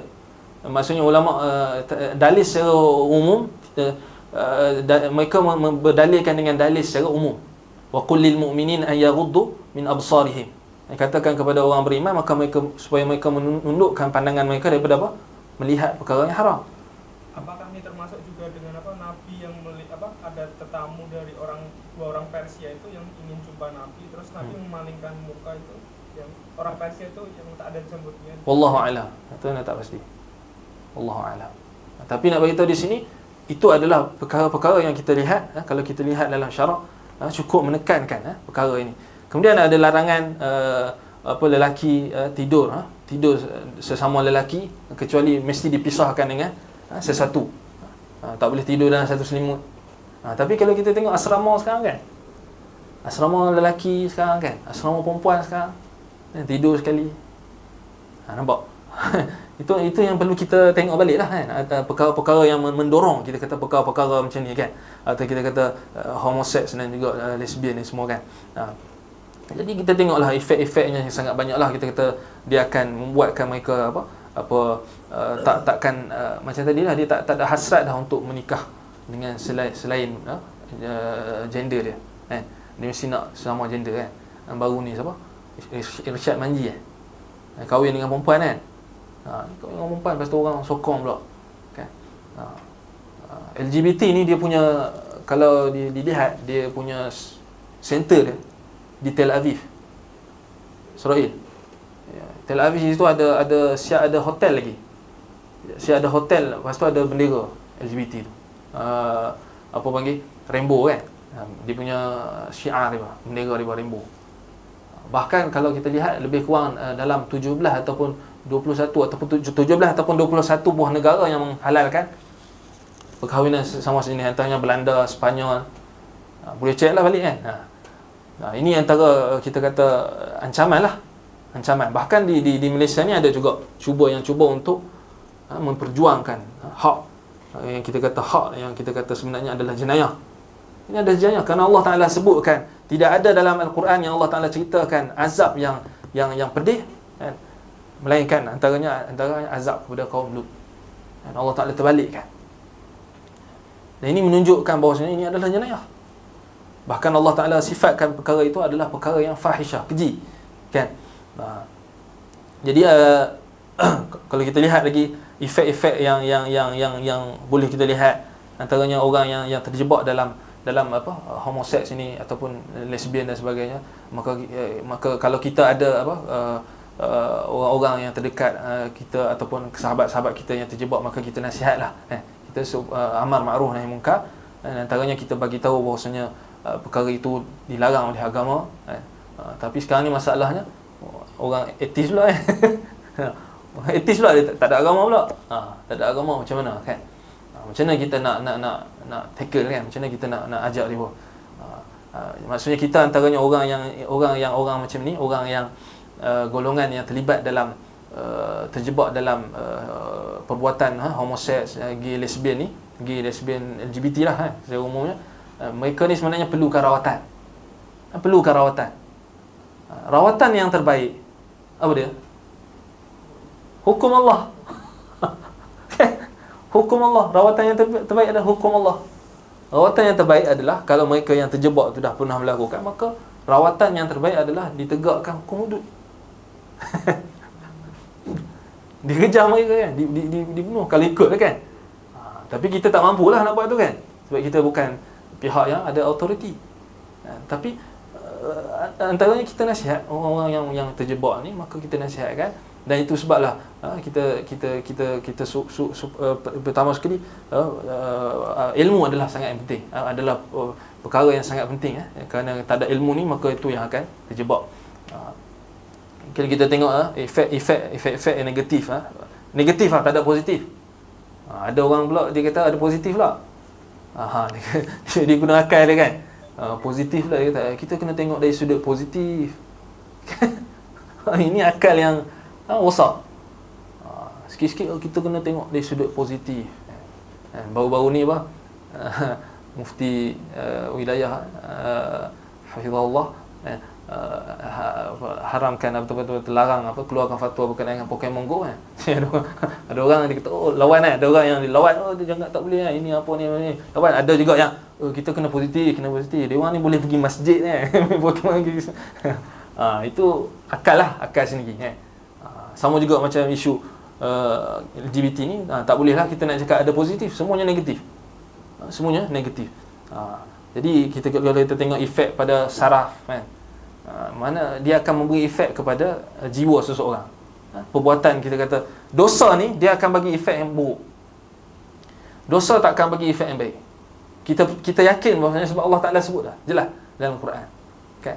Tidak ada perkara yang kita kata yang Allah Taala cela dan Allah Taala larang dalam Quran melainkan perkara itu akan memberi keburukan. Kalau dilakukan juga, kalau dilakukan juga perkara yang ditegah oleh Allah Taala itu, perkara itu sebenarnya akan memberi keburukan kepada seseorang. Itu kita tak kaji lagi dari sudut apa-apa yang kita kata dari sudut kesihatan dan semua kan. Tapi ulama dah tulis. Antaranya mereka menyebutkan bahawasanya efek pada saraf orang yang tersebut yang terlibat dalam gay, lesbian dan sebagainya, mereka akan melakukan penyelewengan dan sebagainya. Mereka akan akan rasa cemas, gelisah, tak ada pendirian, dan akhir sekali mereka akan sampai tahap mereka akan bertindak liar. Macam kaum Lut tadilah. Nampak je macam okey kan, tapi sebenarnya dia akan bertindak liar. Dia akan bawa kepada kita kata mengganggu ketenteraman awam lah. Ada orang dikata tak, biarlah gay, lesbian ni dia orang tak kacau orang. Nampak? Dia orang tak kacau orang. Tak. Memang dia orang tak kacau orang. Tak kacau lagi lah sebab dia orang tak berkuasa kan. Dia orang maksudnya masyarakat yang ada pada di sekeliling mereka ni tahu benda tu tak betul. Dan mereka pun rasa segan-segan. Sebab mereka masih dalam unit yang kecil. Tapi kalau mereka dah besar, kalau sampai tahap macam kat Israel tu kan, dah ada satu pertubuhan, mereka akan, bahkan sekarang mereka dah naik tunjuk belang kan. Jadi ini akan menimbulkan keganasan sebenarnya, akan menimbulkan keganasan kan, sampai tahap anak-anak kecil pun dah dia benda yang haram ni dia takkan cukup, dia takkan puas. Allah Taala dah kita kata dah sebut dalam Quran dan sunnah Nabi SAW sebut benda yang haram ni takkan kita kata secara maksudnya kita kata takkan memberi kepuasan. Benda yang nikmat di dunia ni kan, maksudnya maksiat ni dia hanya sekejap je. Dia sekejap je. Sebab itu Allah kata walal akhiratu khairun wa abqa kan. Dan akhirat itu, nikmat di akhirat itu, maka itu lebih baik dan lebih berkekalan. Jadi Allah Taala bagikan orang-orang kafir, orang-orang yang kafir di dunia, di atas dunia ni kan, Allah Taala beri mereka nikmat. Tidak akan kekal. Begitu jugalah maksiat. Tak akan kekal. Bahkan dia akan tak puas. Kita tengok kan. Orang kafir dia makin kaya, dia takkan puas lagi. Dia makin kaya, dia nak bolat harta orang pula. Dia nak rampas harta orang pula. Rasuah pula. Kan? Sama juga kan, orang yang terlibat dengan zina dan sebagainya, dia takkan puas. Kan? Dia takkan puas. Dia akan mula-mula dengan perempuan, lepas tu dia lama-lama Allah Taala keluarkan dia daripada fitrah. Dia tak puas, dia nak buat dengan laki pula.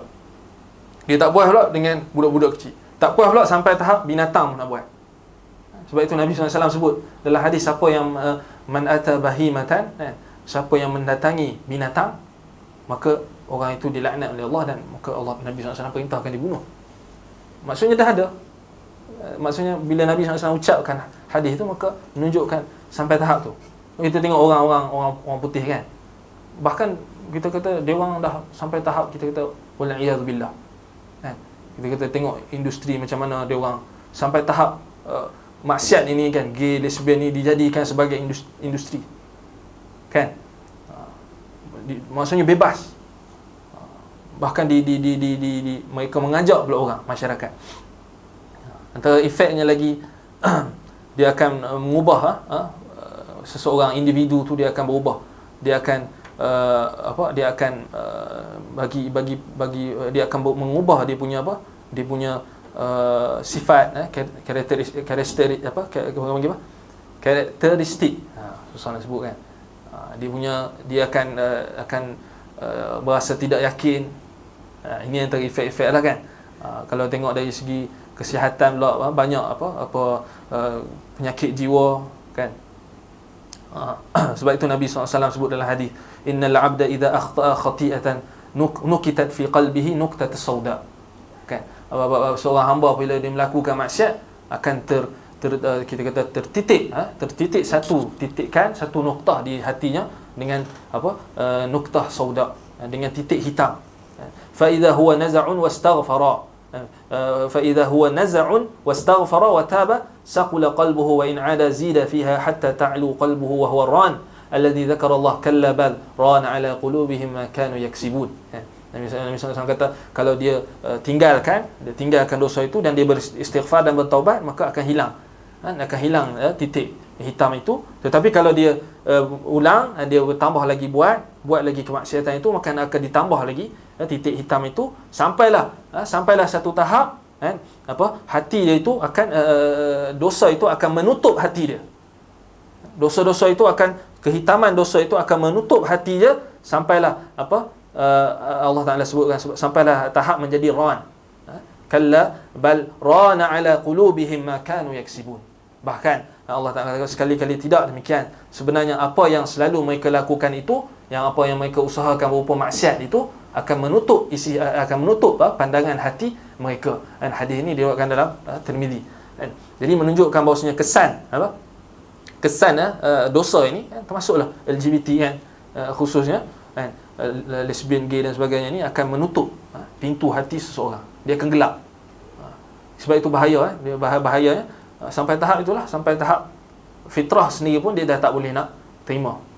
Benda yang menepati fitrah dia tak boleh terima. Sebab itu dan juga apabila terhalang hati ini, maka dia akan kita kata menghalang seseorang daripada kebaikan.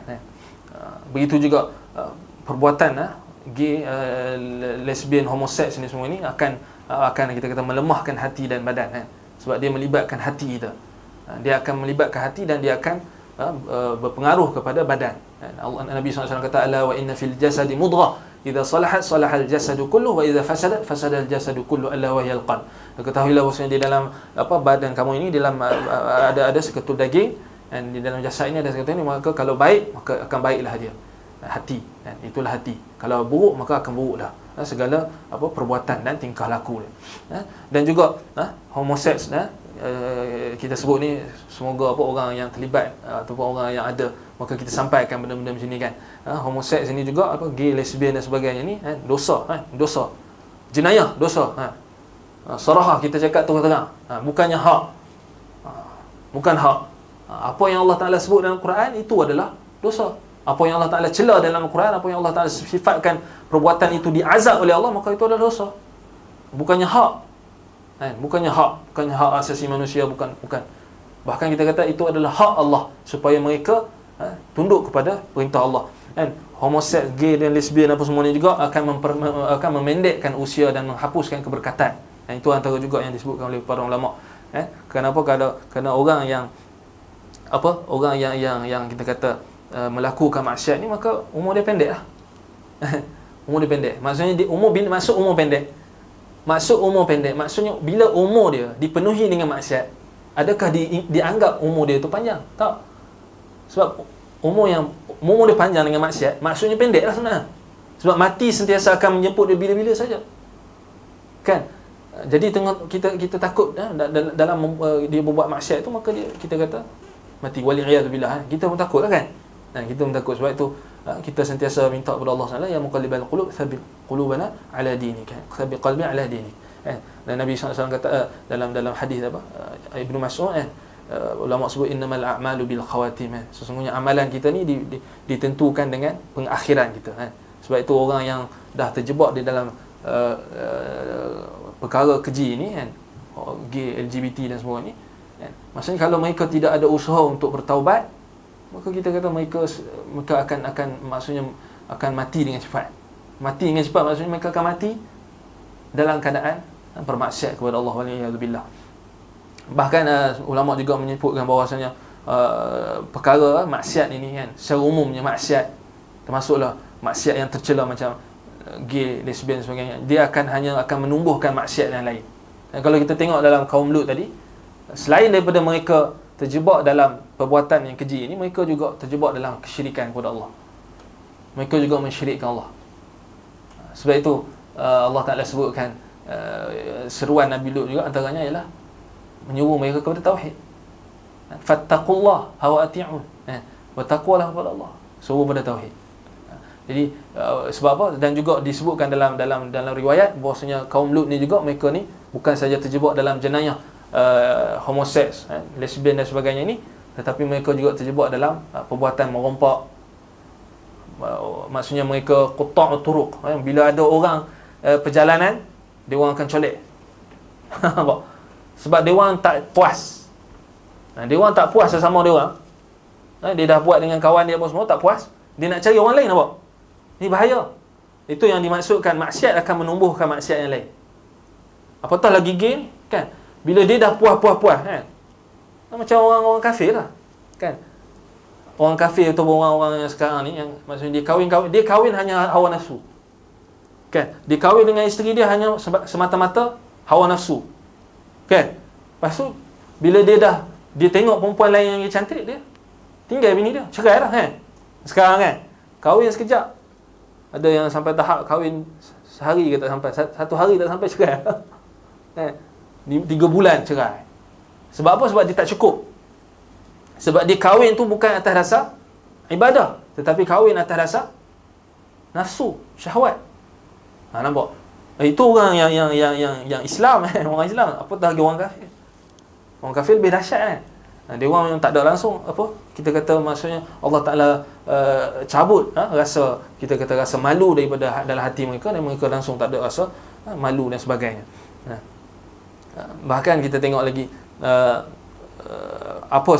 maksiat ini kan, gay, lesbian dan sebagainya ni hanya akan menimbulkan kehinaan dan kita kata kehinaan dan kerendahan. Allah Taala sebut dalam Quran, wa man yuhinillahu fama lahu min mukrim innallaha yaf'alu ma yasha.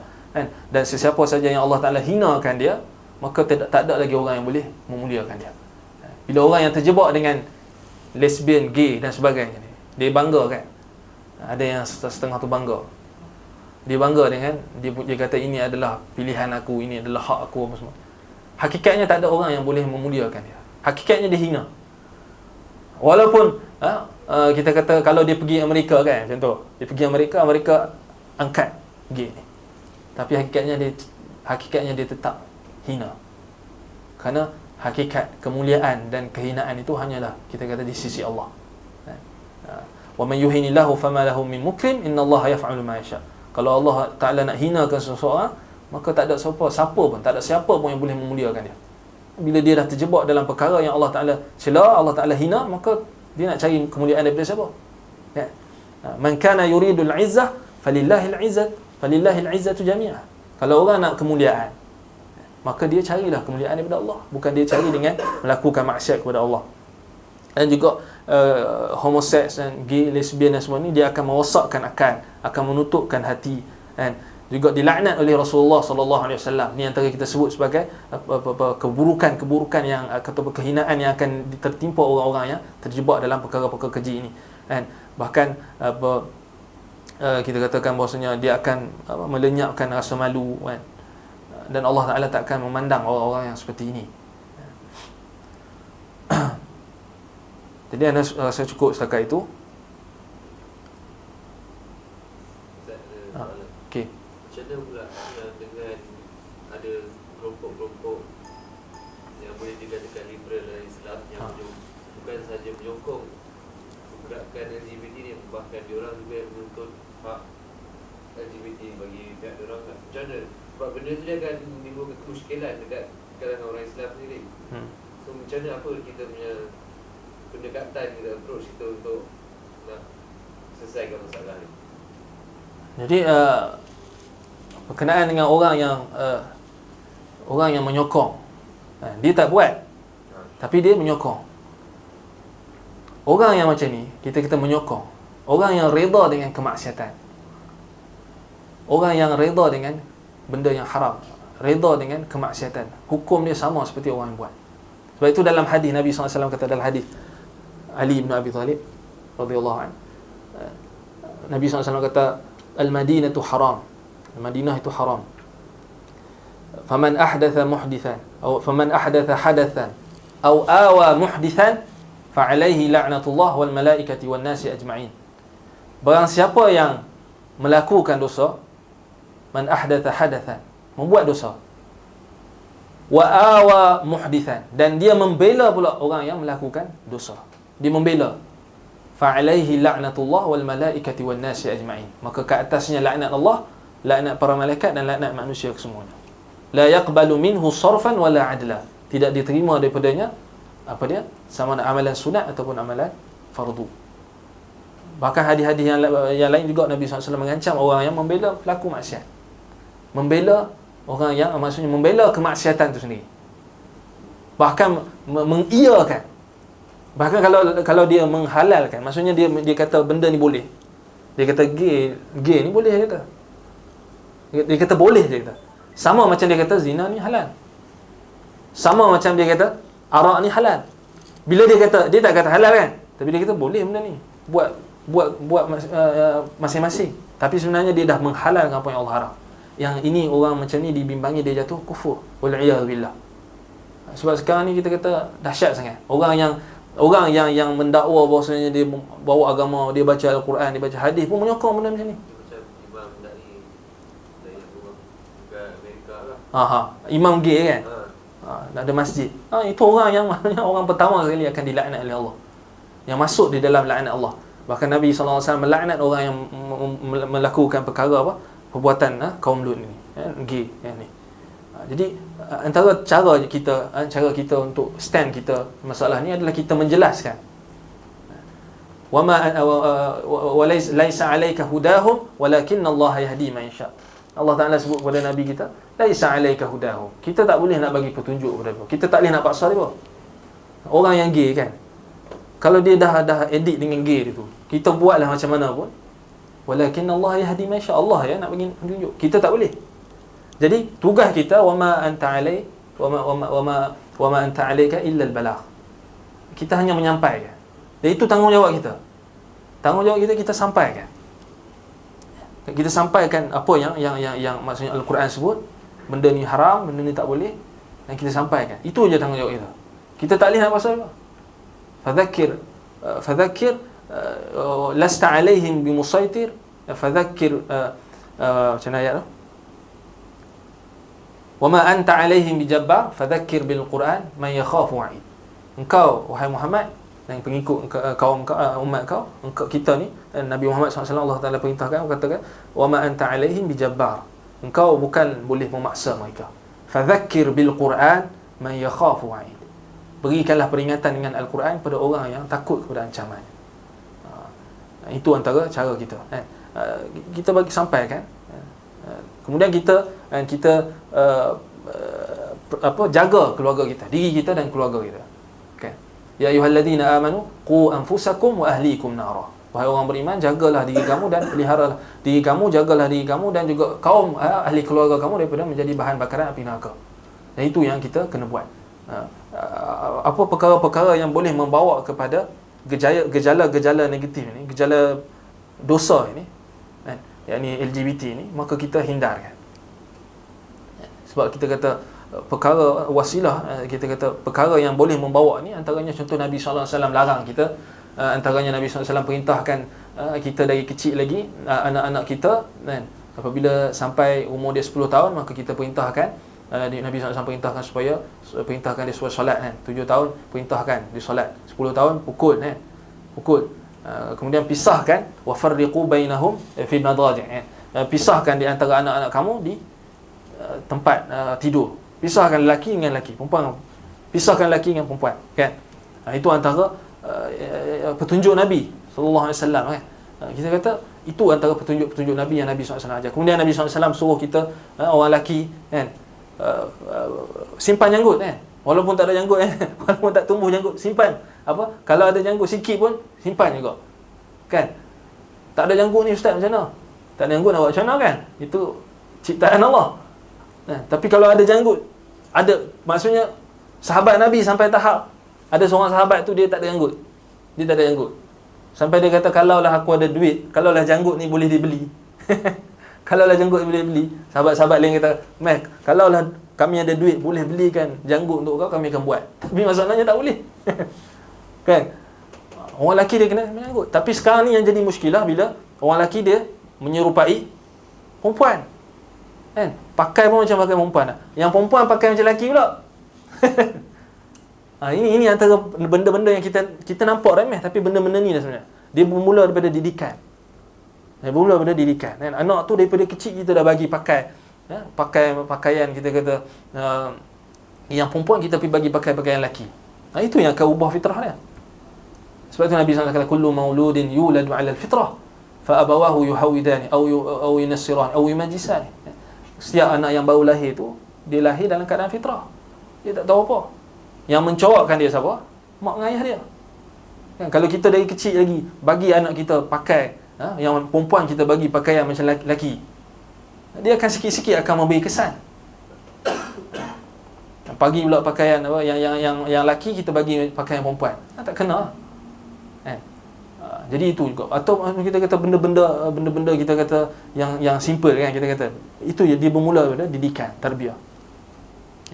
Sebab begitu juga apa kartun-kartun dan sebagainya, kan. Sekarang ni manga lah apa, kan. Kartun-kartun tu sebenarnya itu pun sebenarnya memberi kesan. Kartun-kartun pun ada yang menyebarkan benda-benda macam ni. Tengok, tak tahulah kartun apa tu, kan. Tapi ada komik, kan. Kita kadang tak perasan, kita tak perasan komik-komik ni kadang-kadang ada celah-celah mana dia letak, dia ada susuk, kan. Dia ada masukkan unsur-unsur tu, kan. Suka pada sama sejenis, ada, kita tak tahu macam mana, kan. Tapi dia akan masuk. Tapi budak-budak dia kecil-kecil, dia tak tahu apa. Kemudian begitu juga media-media masa sekarang, kan. Sekarang ni, kan, nampakkan benda-benda, kan, apa bina badan lah apa, kan. Bina badan, kan. Orang kini dia suka yang badan-badan sasar, kan, selalunya, kan. Macam tu lah, kan. Tengok badan, tengok aurat semua. Ini semua fitnah. Kita kata ini benda-benda macam ni, kan, yang benda yang boleh kita elak daripada awal, maka kita elak. Kita kembali kepada tarbiyah, pendidikan yang diajarkan oleh Islam. Sebab itu para ulama sebut apa?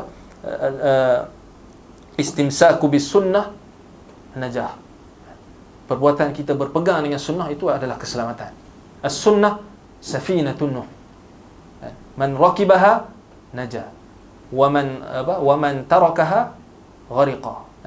As-sunnah itu diumpamakan seperti kapal, bahtera Nabi Nuh. Siapa yang menaikinya, maka dia akan selamat. Dan siapa yang meninggalkan, tak mau naik atas kapal itu, maka dia akan tenggelam. Macam itulah umpamaannya. Kita tak nak kena balik pada agama kita. Itu je saja yang akan memberi keselamatan kepada kita. Jadi yang rasa cukup saya kata. Ada soalan lagi? Bagaimana supaya melindungi diri kita ni dari fitnah-fitnah yang ada di KL, kan, banyak dijumpai kita ni lelaki ni banyak diuji dengan wanita-wanita seksi itu. Dari berbagai etnik yang mungkin bisa terfitnah. Kita sudah mengaji, kita sudah tahu sendiri dosanya, tapi kita sendiri ni kadang-kadang masih sering kena fitnah. Fitnah itu benda yang kita kata dia akan masuk dalam hadis Nabi SAW. Nabi SAW pernah naik atas bukit di sebuah bukit di Madinah. Nabi SAW sebut bahawasanya fitnah itu turun seperti hujan, masuk ke rumah-rumah. Bukan kata di luar rumah, kan. Sekarang ni, kan, ini, kan, kadang-kadang kita buka buka Facebook ke, buka apa ke, kan keluar link-link yang tak sepatutnya. Betul tak? Macam-macam lah sekarang kan. Kita, maksudnya benda tu datang, fitnah ni datang bukan di luar rumah, dalam rumah. Keselamatannya adalah apa? Takwa. Wa man yattaqillaha yaj'al lahu makhraja. Siapa yang bertakwa kepada Allah, dia akan, maksudnya Allah Taala akan beri dia jalan keluar. Dan kita kata kita ni manusia kan. Mungkin kita tak terlepas dari benda tu. Kita tertengok, kita terlihat. Kita cepat-cepat beristighfar kepada Allah SWT. Dan Allah Taala perintahkan macam mana, wa qul lil mu'minin an yaghuddu min absarihim. Katakan kepada orang-orang beriman, maka tundukkanlah pandangannya. Tundukkan pandangan. Saya teringat dulu waktu mengaji dulu. Kalau nak amalkan ayat ni kan. Nak amalkan ayat ni, lalu ada perempuan kan sebelah kita lalu kan. Kita pun wa qul lil mu'minin an yaghuddu min absarihim. Kita pun tunduk. Ada tiang tu pun terlanggar. Itu. Teringat ayat tu, kita nak amalkan ayat tu kan. Wa qul lil mu'minin an yaghuddu min absarihim. Nak bagi tahu bahasanya jaga pandangan. Jaga pandangan kita. Maka kita berusaha sejauh mungkin untuk kita menjauhi fitnah. Sebab itu Nabi SAW dalam hadis, Nabi SAW kata, inna sa'ida laman junnibal fitan. Inna sa'ida laman junnibal fitan. Sesungguhnya orang yang berbahagia itu adalah orang yang cuba menjauhi fitnah. Dia akan jauh fitnah semampu mungkin. Semampu mungkin. Sebab itu kita kata benda ni dibalik pada iman kita. Sebab itu kita datang, kita kata antara cara untuk kita jauhkan daripada fitnah adalah menuntut ilmu. Bila kita datang menuntut ilmu, dia akan mengingatkan kita, kan? Dia akan mengingatkan kita akan apa yang Allah Taala larang dan apa yang Allah Taala perintahkan. Dan apabila kita terjebak, maka kita cepat-cepat beristighfar kepada Allah. Sebab itu Ibnu Qayyim kata apa? Unwanus sa'adah kan. Kebahagiaan itu ada 3 kan. Idza a'ta syakara. Apabila diberikan nikmat, kita bersyukur.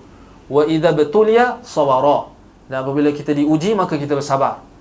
Wa idza aznaba istaghfara. Dan apabila kita terjebak di dalam melakukan dosa, kita tak sengaja ataupun kita terjebak, kita manusia terjebak dalam dosa, maka kita cepat-cepat beristighfar. Jadi itu antara yang maksudnya antara perkara yang boleh kita lakukan untuk mengelak diri kita daripada fitnah. Fitnah antaranya fitnah wanita dan fitnah sebagainya. Fitnah termasuklah fitnah apa? Lesbian, gay dan sebagainya.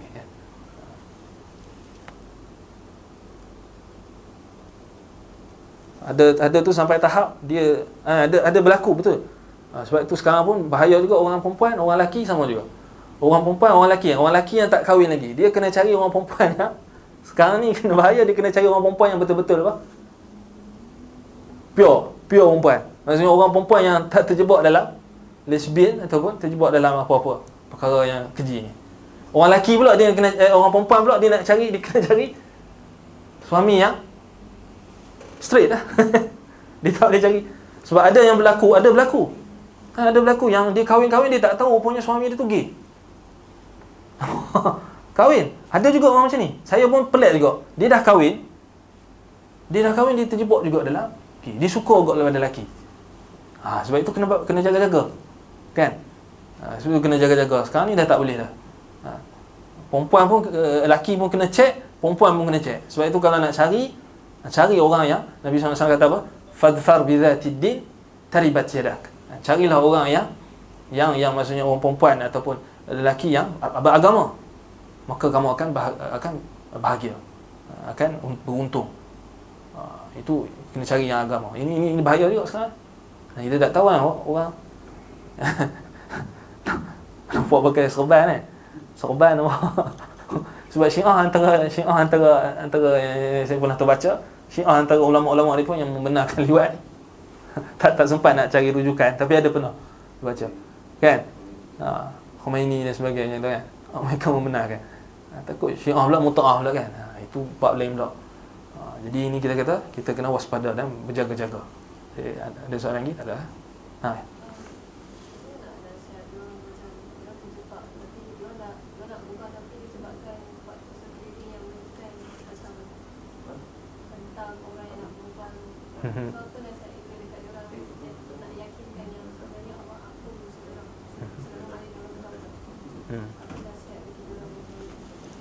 nasihat dia adalah dia sebenarnya benda ni kita kena tengok kalau kita nak mengubah kemungkaran, kita kena tengok keadaan seorang tu. Kita kena tengok keadaan dia dan kena tengok sekeliling dia, kita tengok dia punya latar belakang. Sebab kita kena faham nasihat ini tak semata-mata kita memberi khabar gembira. Sebab itu dalam Islam dia ada tarhib wa targhib. Ada kita memberi ancaman dan ada kita memberi galakan, motivasi. Kalau macam puan cakap tadi, orang itu kalau kita tengok dia nak bertaubat, dia ada kecenderungan untuk bertaubat, maka orang macam ni kita sambut tangan dia, kita bacakan kepada dia, berikan dia keluasan rahmat Allah. Kita berikan kepada dia, qul lil ladzina wa qul li ibadiyal ladzina asrafu ala anfusihim la taqnatu min rahmatillah. Katakan kepada hamba-hambaku yang mana mereka melampaui batas, melampaui menzalimi diri mereka sendiri, la taqnatu min rahmatillah. Jangan berputus asa daripada rahmat Allah. Yang ini orang macam ni kita jangan putuskan rahmat. Jangan putuskan rahmat kepada Allah, kerana rahmat Allah tu luas. Allah Taala Maha mengampun. Dosa sebesar mana pun Allah Taala akan ampun. Hatta gay lesbian pun Allah Taala akan ampun kalau dia bertaubat. Tapi kita kena tengok tengok kalau dia betul-betul, maka kita kena tolong dia. Kita kena tolong dia. Kita kena tolong dia, dan kita kena faham juga dalam bertaubat ni juga, syarat-syarat taubat ni juga, antara untuk kita kata syarat penerimaan taubat ataupun cara-cara taubat ni juga, antaranya adalah selain daripada menyesal, meninggalkan perbuatan itu, bertaubat kepada Allah, kan, meninggalkan perbuatan itu selama-lamanya, tidak mengulangi balik, kan. Selain itu ada juga sebahagian ulama menambahkan maksudnya dia kena meninggalkan tempat dia ataupun meninggalkan kawan-kawan dia yang buruk itu, kawan-kawan dia yang tak baik itu, kawan-kawan dia yang sama-sama gay ataupun lesbian itu, dia kena tinggalkan, dia wajib tinggalkan. Sebab selagi mana dia berada dalam lingkungan yang buruk, maka dia akan terpengaruh, dia tak akan keluar. Sebab itu dalam kisah seorang lelaki Bani Israel yang bunuh 99 nyawa, kan. Akhir dia tanya, adakah dosa aku akan ampunkan? Dia pergi kat ulama ni, ulama kata tak ampun. Dia bunuh jadi 100. Dan dia pergi yang last sekali tu, last kata Allah tak ampunkan. Tapi dengan syarat kau kena keluar daripada tempat kau. Kau kena pergi ke tempat yang di mana tempat orang tu orang-orang yang baik. Maksudnya dia kena bercampur dengan orang yang baik. Contohnya kalau dia sebelum ni dia hanya pergi tempat kelab malam, dia hanya pergi tempat-tempat yang tak baik, maka dia wajib kita kena bagi nasihat kat dia, kalau kau betul-betul nak bertaubat, kau kena tinggal benda ni. Kau kena duduk bergaul dengan orang-orang yang baik. Kata saya tak baik, saya macam ni tak. Kalau kau betul-betul nak berubah, kau kena buat betul-betul. Kita bagi dia galakan, motivasi, dan jangan putus asakan rahmat Allah kat atas diri dia. Kerana orang yang berputus asa daripada rahmat Allah ni tak ada melainkan orang kita kata pengikut syaitan. Sebab itu kita kena tengok keadaan dia. Tapi kalau kita tengok dia ni dah, dia macam nak tak nak je, kan. Ada setengah tu, kan, dia nak test kita je, ataupun dia nak tarik kita pula. Orang macam ni kita kena bagi ancaman. Sebab kita kena tengok lah, kan. Kalau orang tu dia betul-betul dia menyesal, kita tengok dia ni memang dah menyesal, habislah kita tengok ikhlas dia nak berubah, maka itu kita bagi dia motivasi supaya tidak berputus asa daripada rahmat Allah. Allah akan ampun. Innallaha yaghfiru dzunuba jami'a. Allah Taala akan ampun dosa-dosa hamba dia yang melakukan dosa semuanya sekali. Begitu juga orang yang tak mau, yang maksudnya dia pula argue kita, kan. Dia pula kata apa ni hak ni. Ini kita kena bagi, kita kena bezakan. Ada orang yang dia nak pertahankan kemaksiatan ataupun perkara keji dia tu, maka ini kita kena bagi ancaman. Baca ayat kaum Nabi Lut tu. Maksudnya bagi tahu kat dia bahawasanya orang macam ni akan diazab oleh Allah. Jadi itu antara cara dia. Ada lagi? Tak ada? Apakah LGBT itu terkait juga dengan gangguan jin? LGBT terkait dengan gangguan jin? Ya, ada pengaruh dari jin. Ya. So kita kata maksiat ni, kan, kita kata maksiat secara umumnya, maka kita kata dia boleh jadi dia adalah daripada pengaruh jin juga. Boleh jadi. Sebab apa? Sebab khitab kita kata khitab syariat ini tertuju pada jin dan manusia. Wa ma khalaqtul jinna wal insa illa liya'budun. Allah Taala sebutkan apa? Allah Taala ciptakan jin dan manusia, khitab Allah Taala perintahkan mereka untuk beribadah. Dan di kalangan jin ada juga, jin ni ada macam-macam. Kunna tara'iqa qidada. Kami ni ada macam-macam jenis jin. Jin ada macam ni. Macam mana jin Syiah ada? Jin apa lagi? Jin Buddha, jin Kristian, jin LGBT pun ada. Ada. Sebab kunna tara'iqa qidada. Mereka ada macam-macam. Boleh jadi juga. Sebab itu ini juga kita kata mungkin berlaku macam ain tadi kan. Ain juga boleh terkena melalui pandangan jin. Kita kata tak mustahil. Bukan manusia dengan manusia. Manusia jin dengan jin pun boleh. Jin dengan manusia juga bisa. Jin dengan manusia boleh. Sebab itu dalam hadis Nabi SAW kata sitrun baina aurat ibni Adam wa a'yunil jin bismillah. Dalam hadis yang hasan, pelindung antara sitrun baina aurat ibni Adam ataupun baina a'yunil jin bismillah. Pelindung di antara pandangan jin dan juga aurat anak Adam adalah bismillah. Sebab itu masuk tandas, masuk baca bismillah. Antara yang hikmah yang disebutkan oleh ulama antaranya ialah untuk menghalang daripada pandangan-pandangan jin terhadap aurat kita. Ini boleh berlaku. Maksudnya pengaruh jin tu kita tidak menafikan. Ada. Kemungkinan kita kata wallahu taala alam, mungkin di kalangan jin pun ada yang maksudnya yang mengajak manusia kepada perkara-perkara begini. Kita kata Allah taala alam, tapi ada. Tapi nak salahkan jin semua tak boleh kan? Sikit-sikit salah jin, sakit sikit salah jin. Jin pun pelik. Jin pun pelik. Tapi kita kata tak mustahil ada. Macam mana gangguan-gangguan yang berlaku kan, kita kata itu kata boleh berlaku sebab jin memang dia boleh memberi kesan kepada manusia dengan izin Allah SWT, dan dia akan mengganggu manusia. Jin di kalangan, sebab itu kita minta lindung daripada minal jinnati wan nas kan. Kita minta lindung syaitan daripada jin dan juga manusia. Wallahu taala alam. Qulu qawli hadza wa astaghfirullah li wa lakum. Wa sallallahu ala Muhammadin wa ala alihi wa sahbihi wa baraka wasallam. Subhanakallahumma bihamdika asyhadu an la ilaha illa anta astaghfiruka wa atubu ilaik. Walhamdulillahirabbil alamin.